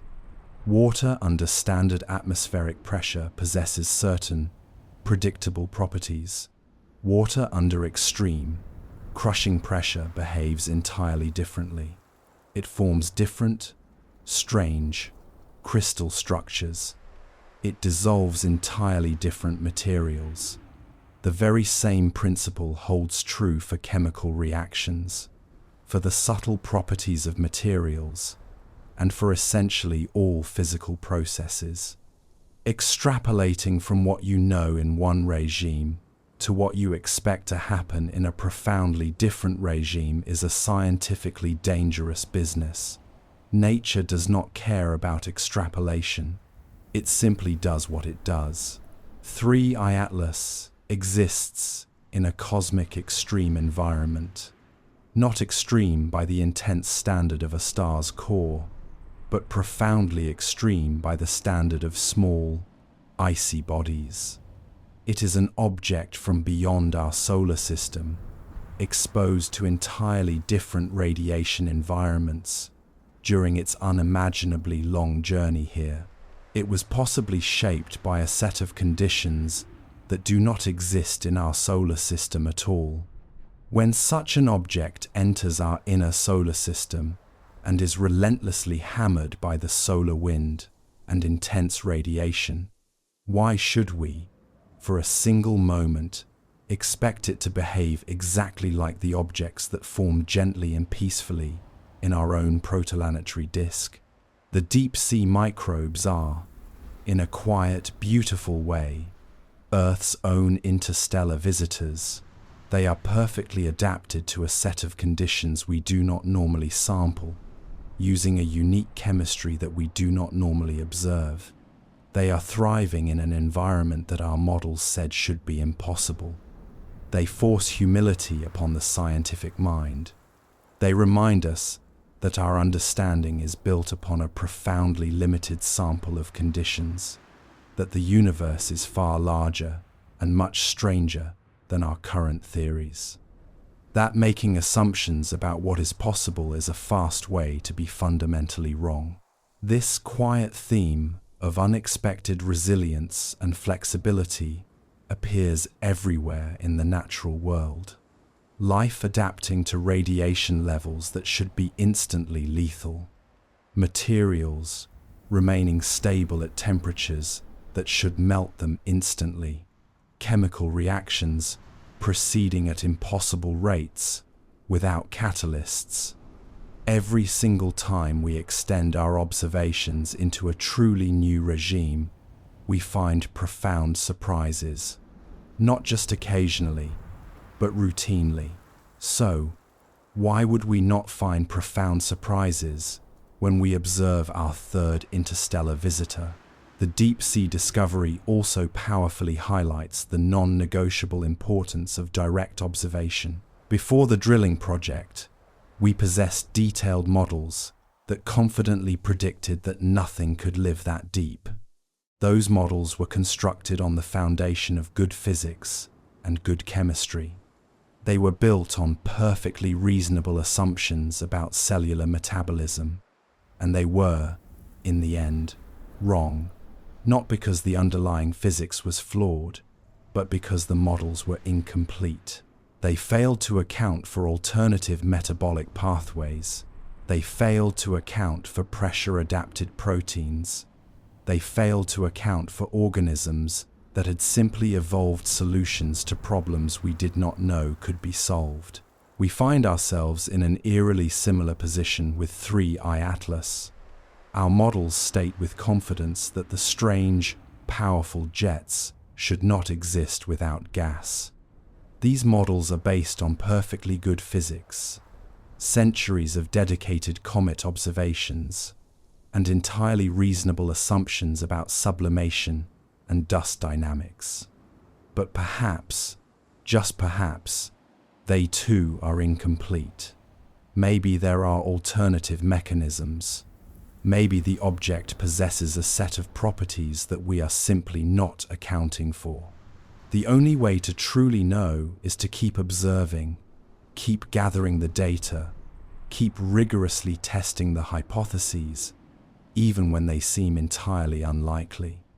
Because the profound lesson of extreme environments is that they teach us that nature is more creative than we are, that solutions exist to problems we once thought were utterly unsolvable, that the rigid boundaries we draw around what is possible say more about the limits of our knowledge than about the true capabilities of nature. The microbes 12 kilometers down did not care that their existence was theoretically impossible. They just existed. 3I Atlas does not care that its contradictory behavior violates our models. It just behaves. And our ultimate job as scientists is to quietly figure out why, to humbly expand our models until they accommodate reality, no matter how strange and unexpected that reality turns out to be. But Earth is not the only place that is defying expectations this year. Even our own star, the Sun, the object we know better than any other, has been acting entirely unpredictable. Back in the quiet, methodical month of October of this year, the solar astronomers, who watch the Sun with relentless, patient care, noticed something profoundly strange. A vast region of the Sun's blinding surface, one that spanned an area of approximately 50,000 kilometers across, suddenly and completely went magnetically quiet. The Sun's surface, as we understand it, is normally a chaotic, intensely dynamic tangle of magnetic field lines. These lines are constantly shifting, violently reconnecting, and creating the familiar, spectacular events of sunspots, immense flares, and massive coronal loops. But this particular, vast region simply stopped. The strength of the magnetic field dropped to nearly zero. All the normal active regions seemed to entirely avoid it. This profound quietness persisted for about 18 hours before the region gradually filled back in with the normal level of field activity. At the time of the event, researchers, with their penchant for evocative, gentle names, called it the butterfly void. This was because its shape vaguely resembled the outspread wings of a butterfly, and because it was a profound void in the normal, violent magnetic activity. The initial analysis suggested that it was a rare, but entirely natural fluctuation, perhaps subtly related to the larger, long-term solar cycle, or to the complex, turbulent subsurface flows of the immense plasma. Several papers were published. The solar physics community quietly noted it as an interesting event and then dutifully moved on. Then, in the month of November, new magnetic imaging data arrived from several observatories that had been running during the event. This was higher resolution data, with better cadence, and more spectral lines were meticulously measured. When the teams reanalyzed the profound data of the butterfly void with this improved quality, they found something they had entirely missed before. The void did not simply happen randomly. It was, in fact, correlated with distinct changes in the solar wind. Specifically, the solar wind streaming out from that magnetically quiet region possessed a set of highly unusual properties. It had a lower density, a profoundly higher speed, and a set of entirely different composition ratios than the normal solar wind. This subtle finding matters profoundly because the solar wind directly affects everything in the inner solar system. Earth's protective magnetosphere responds instantly to even the smallest variations in the solar wind. The beautiful tails of comets stream away from the sun, meticulously following the intricate solar wind patterns, and small bodies with any significant charge or magnetic properties would be exquisitely sensitive to these profound changes. And if the strange butterfly void event was not entirely unique, if similar, localized magnetic collapses happen more frequently, but are simply too brief or too small to be noticed by our usual instruments, they could be constantly creating a variable, dynamic set of conditions that profoundly affects how small objects behave. The jet activity timing of 3I Atlas does not correlate perfectly with its distance from the Sun or its rotation, but does it correlate, subtly, with the solar wind variations? Some preliminary analysis suggests the answer might be maybe. There are quiet hints that the sudden outbursts happen more frequently when the solar wind speed increases, or when the magnetic field orientation in the solar wind suddenly shifts. The correlation is not yet perfect, and it might be entirely coincidence, but it is a correlation that is entirely worth investigating with relentless focus. Here is where this seemingly technical finding becomes philosophically interesting.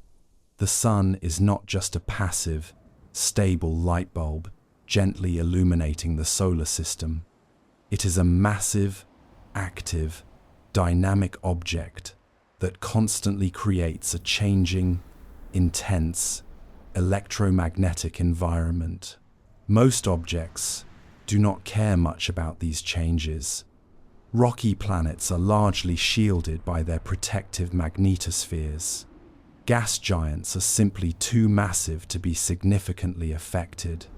But comets, small bodies with diffuse, extended atmospheres and exposed surfaces, they exist right on the edge, where the subtle effects of the solar wind become profoundly important. An object like 3I Atlas, if it is indeed as exquisitely sensitive to electromagnetic conditions as the electrostatic model suggests, could be responding to solar wind variations in ways we are simply not accustomed to seeing in our local comets. The reanalysis of the butterfly void showed, humbly, that even for our closest star, the one we monitor with relentless, dedicated telescopes, we miss things, we mismodel events, we profoundly underestimate the sheer variability. If that is true for the immense, bright sun, how much more true is it for everything else? For the distant stars whose flares we catch only occasionally? For the exoplanet systems, where we get one transit observation and assume that represents the typical, stable conditions? For the vast interstellar medium, whose properties we can only infer from sparse, distant measurements? The solar data also quietly raises a fundamental question about causation.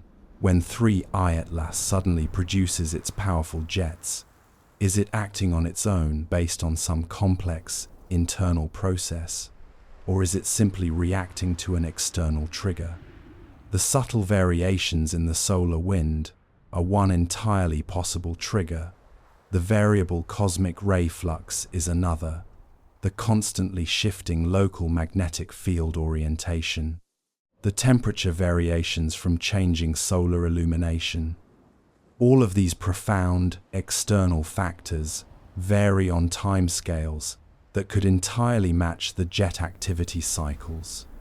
If 3I Atlas is a sensitive, natural detector of its electromagnetic environment, then its jets might be telling us about conditions in nearby space as much as about the object itself. This is a profound pattern that keeps quietly repeating, the phenomenon of observer-dependent behavior. The quantum cavity anomaly depends subtly on the precise time you measure it.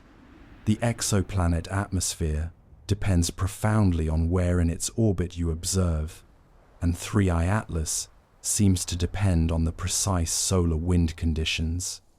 The universe is not simply presenting us with a collection of static objects to be quietly catalogued.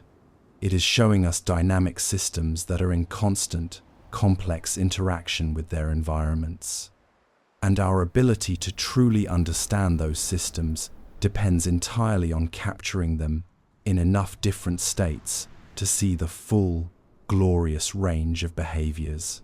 The sun's variability proves that stability is a complete illusion. Even on the short timescales of a few hours, the electromagnetic environment of the inner solar system is rapidly changing. If 3I Atlas is as electromagnetically active as the data suggests, if its dust is charged and its structure responds to fields and plasma flows, then it is entirely natural that it would show variable behavior. The true surprise would be if it did not change at all, and this brings us to the final, unsettling piece of this vast, cosmic puzzle.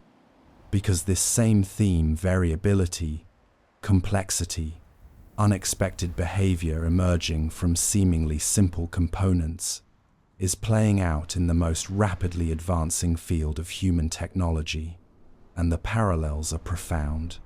In the quiet, accelerating month of August 2025, a sophisticated artificial intelligence system, an AI designed for the meticulous analysis of distant exoplanet atmospheres, flagged a phenomenon that was entirely unusual. The AI was processing the vast amounts of spectral data coming from the James Webb Space Telescope, the JWST. specifically the transit spectroscopy observations of a warm Neptunian planet orbiting a star about 100 light-years from Earth.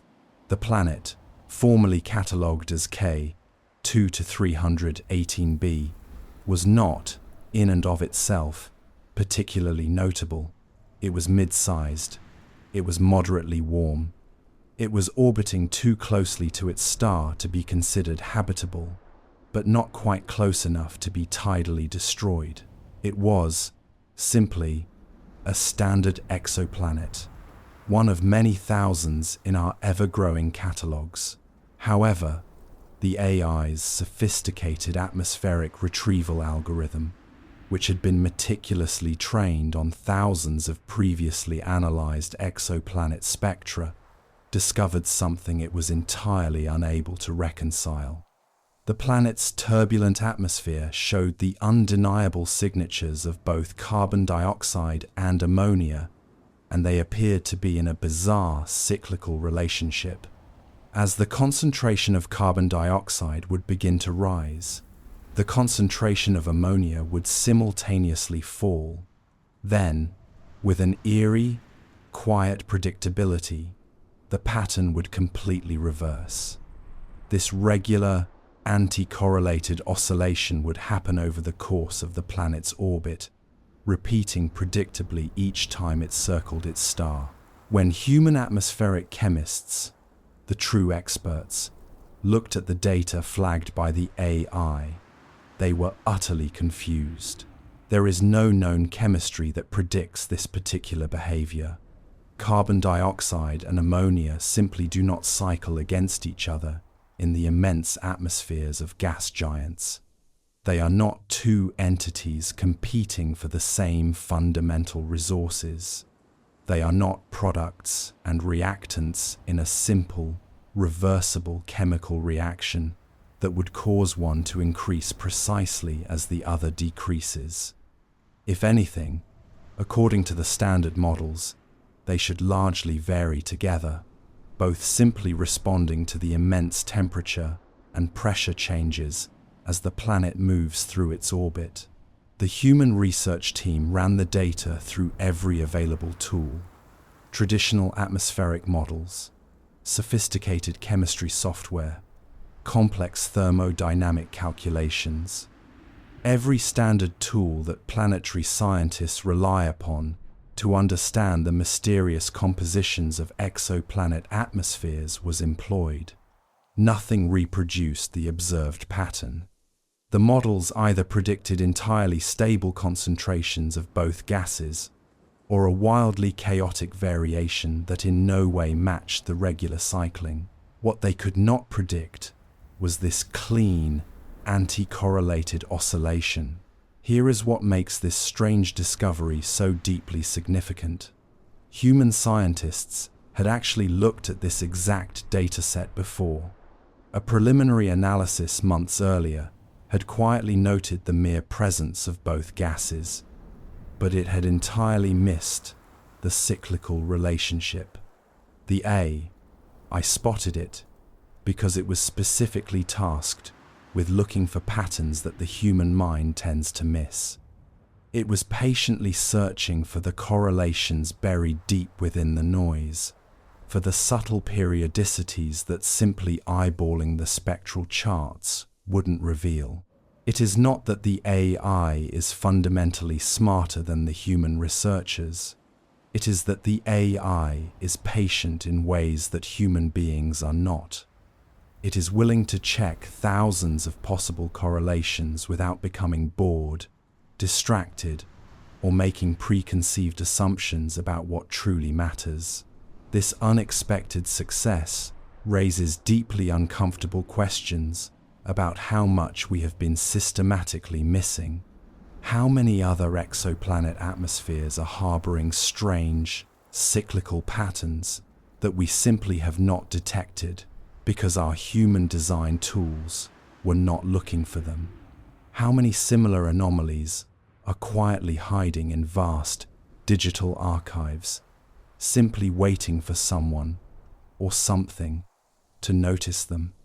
The success of the AI in finding this particular subtle pattern suggests that we have been systematically blind to certain types of profound complexity.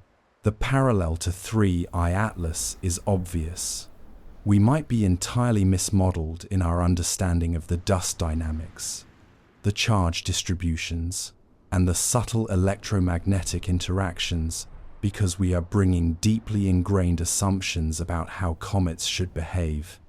Those long-standing assumptions were meticulously built upon centuries of observations of solar system, comets, objects that formed under entirely specific, local conditions and follow a specific set of patterns.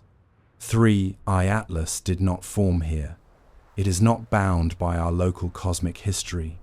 Perhaps its strange, contradictory behavior would be instantly obvious if we simply had the ability to look at it without preconceptions. The exoplanet discovery also profoundly demonstrates something else.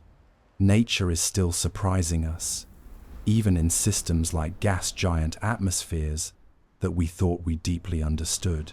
Gas giant atmospheres have been studied with relentless focus for decades. We have sent probes deep into Jupiter's swirling atmosphere. We have meticulously modeled Neptune and Uranus. We believed we knew the precise, underlying chemistry. But this distant planet, K 2-318b, is doing something that our collective models simply do not predict. Either there is an entirely exotic chemistry at play that we have not yet discovered, or there are profound, dynamic processes, complex circulation patterns, strange, rapid energy flows that create conditions our simplistic, static models cannot possibly capture. The very same principle might hold true for 3I Atlas. Perhaps the bizarre, on-off jet behavior makes perfect sense if you only account for highly dynamic, unmodeled processes, charge flows, magnetic reconnection events, electrostatic instabilities that build up and release on timescales shorter than our human observation windows. We have been trying to explain it with static models and cold, equilibrium calculations. But the object itself is profoundly not in equilibrium.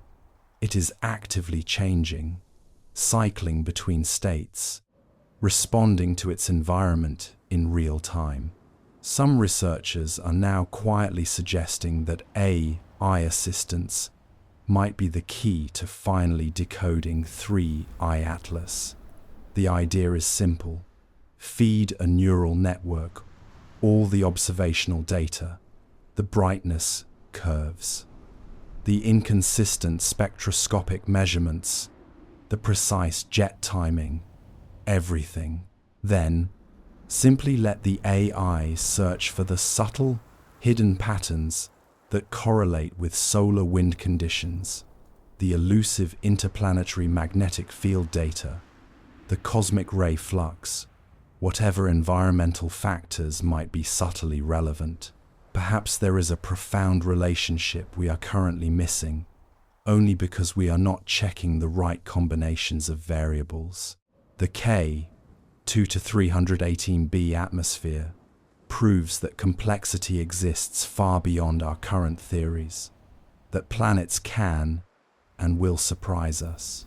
That chemistry in extreme, unmodeled conditions can produce behaviors we have not at all anticipated. If a hot Neptune 200 light-years away can do things we simply do not expect, why should an interstellar visitor right here in our own solar system be entirely predictable? Why should we assume that 3I Atlas is entirely bound by the physics we already understand, when we keep discovering new physics we do not? This is the profound, quiet theme emerging across multiple fields of study this year. Expectations violated, models failing, observations that force a complete reconsideration of what we thought we knew. The universe is speaking clearly.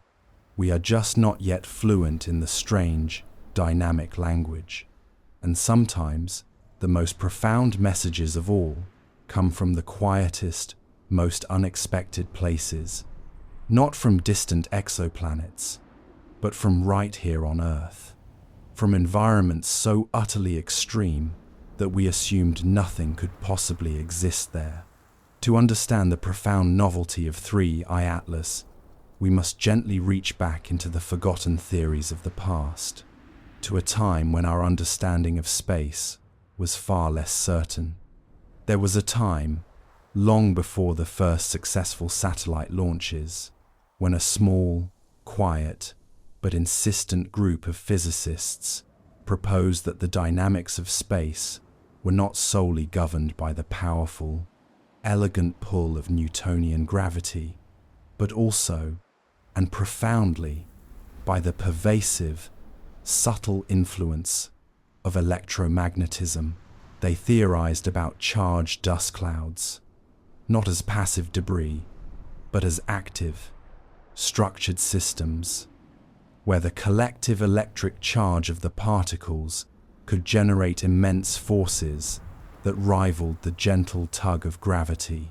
This school of thought, largely marginalized by the spectacular success of gravitational models in explaining planetary orbits and celestial mechanics, was essentially arguing for a plasma cosmos, a universe where the subtle interactions between charged particles and magnetic fields dictated the structure of things in ways we couldn't easily observe. At the time, the idea seemed outlandish. Space was assumed to be a near-perfect vacuum, inert and electrically neutral. Comets, therefore, must be governed by the laws of chemistry and ice sublimation.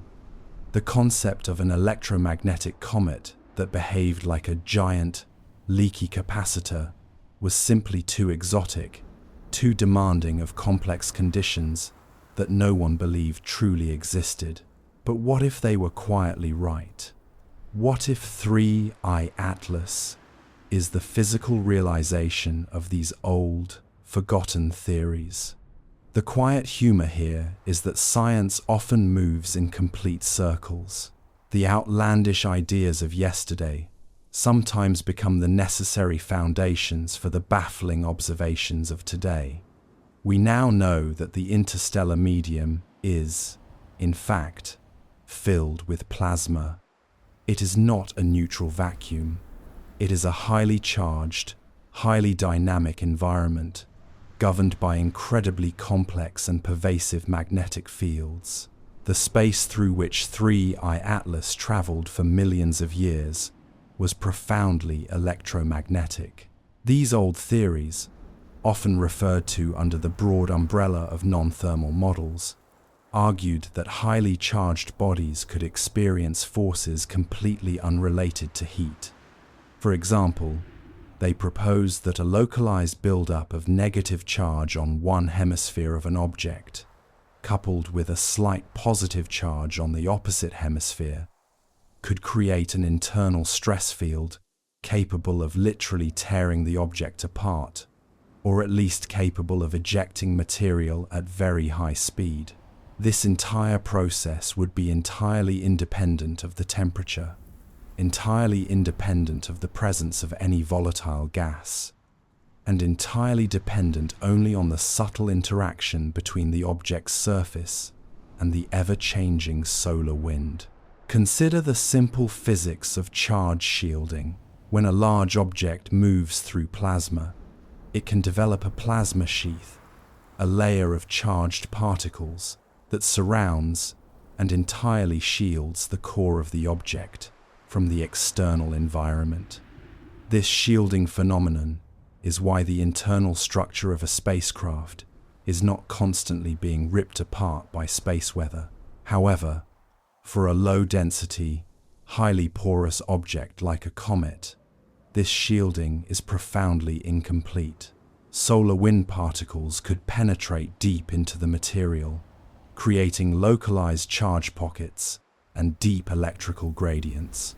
Now, let us imagine that 3I Atlas, during its passage through the unique environment of its home star system, acquired a profoundly unusual, exotic material on its surface. Perhaps a layer of highly resistive silicate dust that behaves as an excellent insulator. This insulating layer prevents the charge from the solar wind from immediately dissipating. Instead, the charge builds up, slowly accumulating a powerful electrical potential. The internal dust grains, now heavily charged, begin to experience intense Coulomb repulsion, the simple, powerful force where like charges repel each other. This repulsive force builds up until it reaches a specific high threshold, at which point the structure can no longer sustain the incredible tension.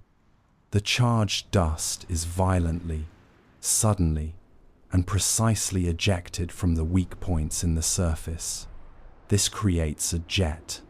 Once the tension is released, the system quickly resets to a neutral state, and the slow process of charging begins all over again, explaining the mysterious on-off cycle that has so baffled observers.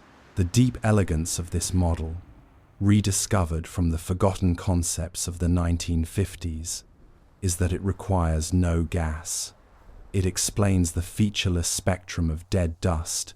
It explains the sudden, non-thermal outburst. And it even provides a plausible, purely physical mechanism for the symmetry of the jets. If the weakest points in the object's structure are distributed in a regular pattern, this model transforms 3I Atlas from a mysterious anomaly into a profound and elegant natural experiment in the limits of plasma physics. It is the physics of the electromagnetic comet, a theoretical object that was once dismissed as a mere curiosity. This moment in the history of science is a quiet lesson in intellectual humility. The theories we discard are often not wrong, but merely premature. They lacked the necessary observational evidence to be confirmed. The original proponents of the plasma cosmos were not wrong about the physics of charged dust in magnetic fields. They were simply looking for evidence of their theories in a solar system that contained only objects that were formed here, objects that did not possess the specific, exotic properties necessary to trigger those behaviors. 3. I Atlas, as an interstellar object, brings with it a set of unusual, extreme, and exotic conditions that finally allow those forgotten physical principles to manifest in a way we can actually observe. It is the universe providing the missing link between a half-century-old, dusty theory and the startling reality of the night sky. As scientists quietly struggle to categorize the physical properties of 3I Atlas, the ancient imagination had no such trouble. The human mind, long before the invention of the spectrograph, has always had a rich, mythic framework for objects that wander between the stars. These are the star-wound wanderers, the fragments of broken worlds, the celestial omens that carry both terror and profound revelation. To understand the subtle cultural impact of this quiet mystery, we must briefly consider the echo of 3I Atlas in ancient memory. The oldest, most persistent mythic patterning for celestial anomalies relies on the powerful, resonant number 3. Think of the 3 fates determining destiny, the 3 magi following a star, the 3 great anomalies observed in the new data, the dead spectrum, the symmetric jets, and the green glow. In the human subconscious, the number 3 implies completion, a closed system of profound importance, an undeniable whole that is greater than the simple sum of its parts. An object that ejects three perfectly spaced, powerful plumes of material is already tapping into a deep, universal sense of meaningful, structured appearance. It looks like an emblem. It looks like an intentional sign. The ancient observers, seeing an event like the green glow of a wanderer, a light with no natural explanation, would not have reached for spectroscopy. They would have reached for portent. In many ancient texts, particularly those concerning stellar omens from the Near East and classical antiquity, objects that appear with an unnatural green or emerald light are almost uniformly associated with profound changes of state. The green is a color of alchemical transition. It is the shade of the unstable intermediary stage. A green comet was not merely a bright object. It was a sign that the very rules of the cosmos were being rewritten. You can see this pattern repeated in the writings of Pliny the Elder, who, in his sweeping historical documents, describes various comets not just by their shape or speed, but by their perceived aura. He speaks of a specific type of comet, the hairy star, which he described as sometimes possessing a chrysoid's appearance, or golden green, and associates it with the quiet, unsettling notion of sudden, unprovoked violence in the natural world. This is not unlike the sudden, unprovoked violence of three Atlas's outbursts, switching on with no thermal warning. The fourth, deeper connection, the mythic link, is the idea of the foreign artifact. In the long, oral tradition of many ancient cultures, the occasional, inexplicable visitor from the distant, deep night sky was often interpreted as a fragment of an original, pre-cosmic machine, a piece of the primeval clockwork that set the universe into motion, now broken and tumbling into the sensible, ordered world. The objects were not natural debris. They were technology, but a technology so old and so alien that it was literally indistinguishable from magic or divine decree. The modern, 21st century mind looks at the symmetric jets of 3I Atlas and wonders about magnetic nozzles and controlled venting. The ancient mind, seeing the same structured plumes, would have seen the exhaust of a divine engine or the wings of a forgotten messenger. The language is different, but the core intuition that this object carries an internal, non-random order is precisely the same. Consider the words of Dr. Avi Loeb, an astronomer from Harvard, who has spent years championing the quiet, scientific necessity of exploring the artificial hypothesis for interstellar visitors. Dr. Loeb, grounded firmly in mathematical physics, is effectively asking the same question as the ancient observers. He is looking at the data, the anomalous acceleration of Oumuamua, the contradictory spectrum and symmetric behavior of 3I Atlas, and he is saying, with the humility of a scientist and the curiosity of a philosopher, that when the simplest, most elegant explanation is technology, we should not reflexively discard it simply because it makes us uncomfortable. We must follow the evidence, whether it leads us to mundane ice or to the profound idea of alien engineering. The quiet tension between the scientific data and the mythic echo is where the true wonder lies. It reminds us that our human experience of the cosmos is profoundly cyclical. We are simply running the same essential questions through different technological filters. We are still watching the green-hued wanderer, still counting the 3 signs of the alien order, and still quietly wondering if the object is natural or if it is a relic. a piece of star-wound clockwork that is quietly ticking away, carrying the profound secrets of its distant, complex origin, before it vanishes back into the silent darkness for another million years. Let us now shift our focus, zooming out from the quiet tension surrounding 3i Atlas in our own solar system, to consider the colossal vastness of the galaxy. The Milky Way galaxy alone is estimated to contain up to 400 billion stars. If even a tiny, infinitesimal fraction of these stars possessed planetary systems that eventually ejected comets and asteroids, the normal planetary debris, then the interstellar medium must be profoundly saturated with these wandering objects. The recent detection of 3 confirmed interstellar objects in a short time frame suggests that there must be trillions upon trillions of these rogue wanderers out there, a vast, unseen ocean of debris filling the blackness.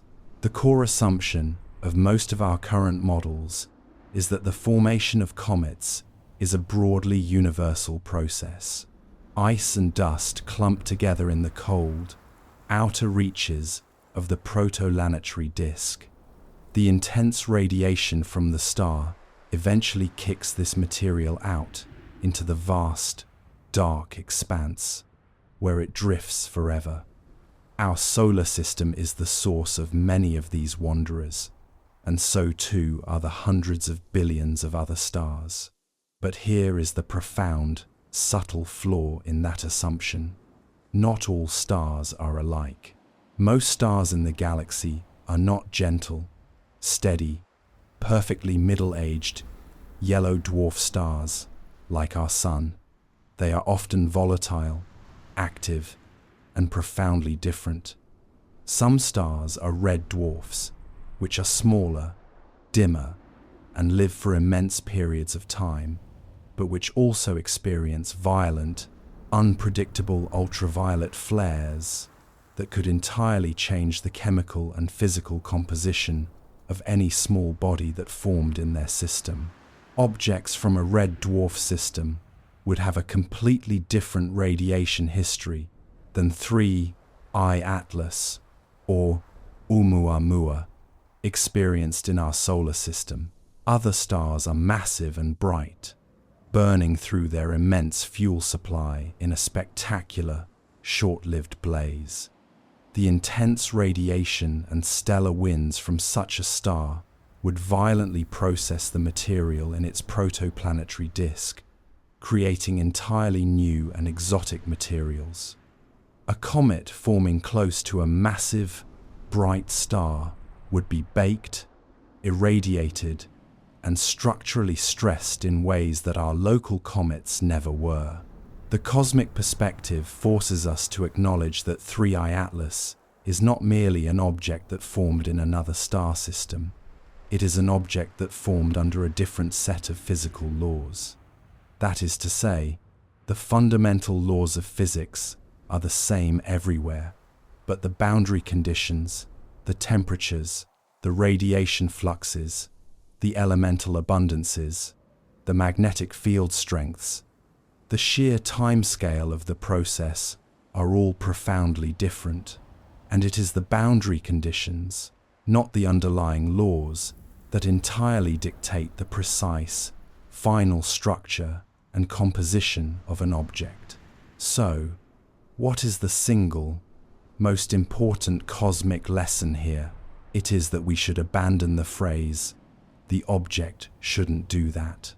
We should replace it with the far more humble, far more accurate phrase, "the object shouldn't do that," based on our tiny, local sample of conditions.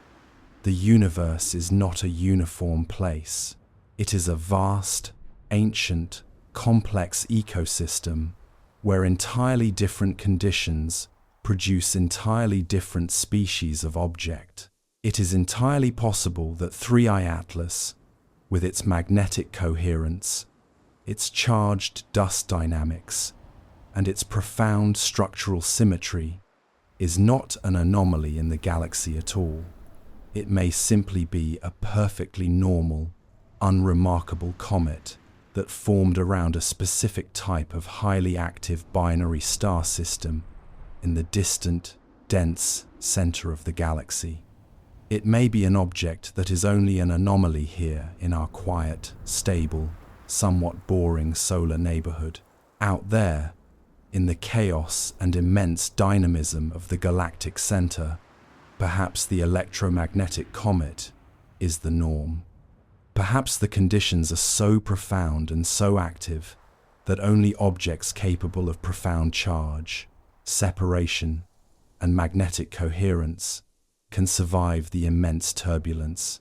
The implication here is staggering. Every time we detect a new interstellar visitor, we are essentially sampling a new, uncatalogued ecosystem in the galaxy. Oumuamua might be a product of a low metallicity system near the galactic halo. 2I, Borisov, might be a product of a system nearly identical to our own. And 3I Atlas might be a beautiful, perplexing product of a system with entirely unique electromagnetic conditions. The future of interstellar astronomy will not just be about cataloging the debris, it will be about creating a galactic map of formation conditions, classifying systems not just by their star type, but by the properties of the objects they eject. The strange data from 3I Atlas is a powerful reminder that our models must become more robust. They must be able to account not just for the physics of ice and rock, but for the complex, profound physics of electromagnetically active, highly charged, fast-moving dust aggregates that formed under conditions we, as a species, have only ever imagined. The cosmic scale suggests that there are far more mysteries than answers, and that the beautiful confusion of 3I Atlas is just the beginning of our exploration of a truly cosmic zoo of exotic materials and structures. The greatest mystery of the cosmos is rarely the object itself, but our quiet, human response to it. When an object like 3I Atlas arrives, violating our expectations and disrupting our neatly catalogued universe, it forces a profound, internal reflection. We are, at our core, creatures of pattern and prediction. We find security in the predictable cycles of the seasons, the reliable pull of gravity, and the comforting recurrence of the sun each morning. The arrival of a visitor that breaks the rules is not merely a scientific anomaly. It is a quiet, subtle existential disruption. It reminds us that our profound, complex understanding of reality is provisional, a gentle, temporary arrangement with a much larger, stranger universe. The mystery of 3I Atlas allows us to contemplate our own fundamental human characteristics. For instance, the enduring human drive toward teleology, the belief that everything has an ultimate purpose or design.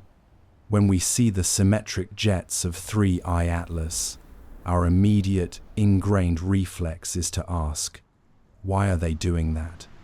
We struggle to accept that something so organized could be merely the product of random, chaotic, but elegant physical forces. The structure screams purpose. It whispers intention. This reflex is a profound reflection of our own minds, which are the most complex, most purpose-driven things we know. The artificial hypothesis is, in a way, the ultimate reflection of human vanity. It is the belief that only an intelligence, an engineer, a designer, can create an object with such profound order. But the most rewarding philosophical path is the quiet acceptance of emergent complexity. It is the realization that the universe, without any help from minds or intentions, is capable of producing the profound order we see. The great, towering spiral of a galaxy is not designed. It emerges from the simple, irresistible physics of gravity and rotation. The exquisite, perfect symmetry of a snowflake is not purposeful. It emerges from the physics of temperature, pressure, and crystallization. The subtle, elegant organization of a living cell emerges from the physics of chemistry and energy. To truly accept that 3I Atlas's symmetric plumes are the product of nothing more than charged dust, responding to highly specific electromagnetic conditions, is to achieve a profound, mature, and quiet understanding of the cosmos. It is the acceptance of a universe that is self-organizing, a universe where order is not decreed, but discovered, found in the subtle interactions between matter and energy. This quiet acceptance is more challenging, more humbling, and ultimately far more rewarding than the simple assertion of purpose. The other, profound, human reflection is on the theme of solitude. 3I Atlas is a visitor from another system, a piece of matter from another star. Its entire existence is a quiet testament to the fact that we are not alone in the galaxy, in the sense that our star is not the only star, and our planet is not the only planet, and the matter that formed our solar system is not the only matter. This visitor is the tangible reality of a foreign context. It confirms the immense, swirling reality of a cosmos that extends far beyond the gentle, familiar borders of our own star's influence. When we consider the incredible, immense difficulty of the journey, the light years of dark, cold, empty space it had to cross, we are contemplating a journey that is fundamentally lonely.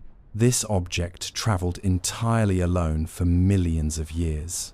This journey is a mirror to our own sense of human solitude, that feeling, in the quiet, reflective hours, that we are small, fragile, and utterly alone in a vast, cold universe.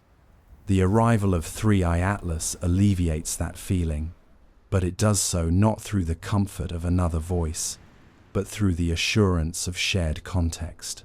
It is a quiet reminder that the debris of other systems is out there, that the universe is full. The challenge of 3I Atlas is not merely to solve the puzzle of its composition. The true challenge is for us to revise our self-concept, to understand that our quiet little solar system is simply a brief stopping point for matter on the move, that we are part of a greater, grander flow, that our local physics is not the entire physics, that our current theories are simply stepping stones toward the next great revolution. We are being asked to think cosmically, to feel philosophically, and to act scientifically, a difficult, profound balancing act. The greatest lesson of all is humility in the face of the magnificent complexity that is always waiting, just beyond the edge of what we think we know. It is now the quiet, methodical moment of observation when we must accept that the phenomenon is fading. The great, luminous surge of activity that made 3I Atlas such a fascinating, profound puzzle is now receding. The powerful, symmetric jets are growing weaker, less defined, more diffuse. The eerie green glow is diminishing, becoming a faint, subtle whisper against the blackness of the night sky. The time for intensive, high-resolution observation is rapidly coming to a close. As of the 29th of October, 2025, The object is already moving beyond the useful range of even the most powerful ground-based telescopes. It is returning to the profound darkness between the stars, a silence that will last for millions of years. The departure of 3I Atlas does not mean the end of the mystery. It simply means the start of the second, quieter, and arguably more difficult phase of the work: analysis. For all the thousands of images taken, the hundreds of spectral measurements collected, and the constant, relentless flow of brightness data, the fundamental paradox remains precisely where we started. Maximum jet activity, zero gas signature, symmetric structure, no thermal engine, contradictory data that refuse to converge. The quiet task now is to rigorously, methodically, and without prejudice, determine which of the strange hypotheses is the least contradictory. Was it the electromagnetic Comet model, where highly charged dust was released in controlled bursts, driven by the subtle ebb and flow of the sun's magnetic field? Was it the supernova fragment, a SE of profoundly exotic matter that simply cracked apart under the stress of the sun's radiation in a geometrically organized way? Was it a form of hypervolatile ice that released only hydrogen gas, which is notoriously difficult to detect, but which was potent enough to propel the dense dust plumes? Or was it, as the most profound speculation suggests, a piece of long-dead technology, a probe, or a fragment of a greater machine, whose internal, automated mechanisms are simply decaying, activating with strange, intermittent bursts as they respond to external conditions in ways we cannot possibly decode? The truth is, even with the immense data accumulated by NASA and the global network of amateur and professional observers, we may never know with absolute 100% certainty. The nature of interstellar objects is such that we only get one fleeting glimpse of them. We see them, we study them intensely, and then they are gone forever, carrying their profound secrets back into the deep, dark night. The ultimate answer may be waiting for the next visitor, or the one after that, to provide the crucial, missing piece of the puzzle. But this profound, unresolved thought is the most valuable takeaway. The cosmos is vast, and our understanding is profoundly incomplete. The quiet frustration of the scientific community is the very seed of the next great wave of discovery. The mystery of 3I Atlas forces us to completely reevaluate our fundamental assumptions about the nature of matter in the cosmos. It forces us to invest in new instrumentation sensors capable of detecting subtle magnetic fields and low-frequency radio emissions from small bodies. It forces us to expand our models to include the full complexity of plasma physics and charged dust dynamics. The object's departure is the final, profound lesson. The universe is not a series of clear answers, but a procession of magnificent questions. Where are you listening from tonight? Consider the quiet end of this particular cosmic story and how it feels to have glimpsed something that defies all categorization. The great silence of space is not empty. It is simply full of things we have not yet named, questions we have not yet formulated, and physics we have not yet understood. We may already be part of the experiment, merely the passive, slow-moving environment through which the truly fast and strange objects of the galaxy quietly drift. The green light is gone now, but the profound question it leaves behind will quietly persist in the dark. The great cosmic silence returns. 3i Atlas is already growing fainter, heading back into the vast interstellar dark from which it came. Whatever its secrets, the window for our human study is closing. But it leaves behind the gift of a question, the knowledge that our maps are incomplete, that the universe is larger and far stranger than we thought. Our ancestors, in the same quiet hours, faced their own impossible mysteries. We are, perhaps, simply better equipped to see the impossible. Lie back and let the unresolved thought gentle you into sleep. The green visitor vanishes, but the conversation it began will continue. The history of discovery bends, but the mystery never breaks.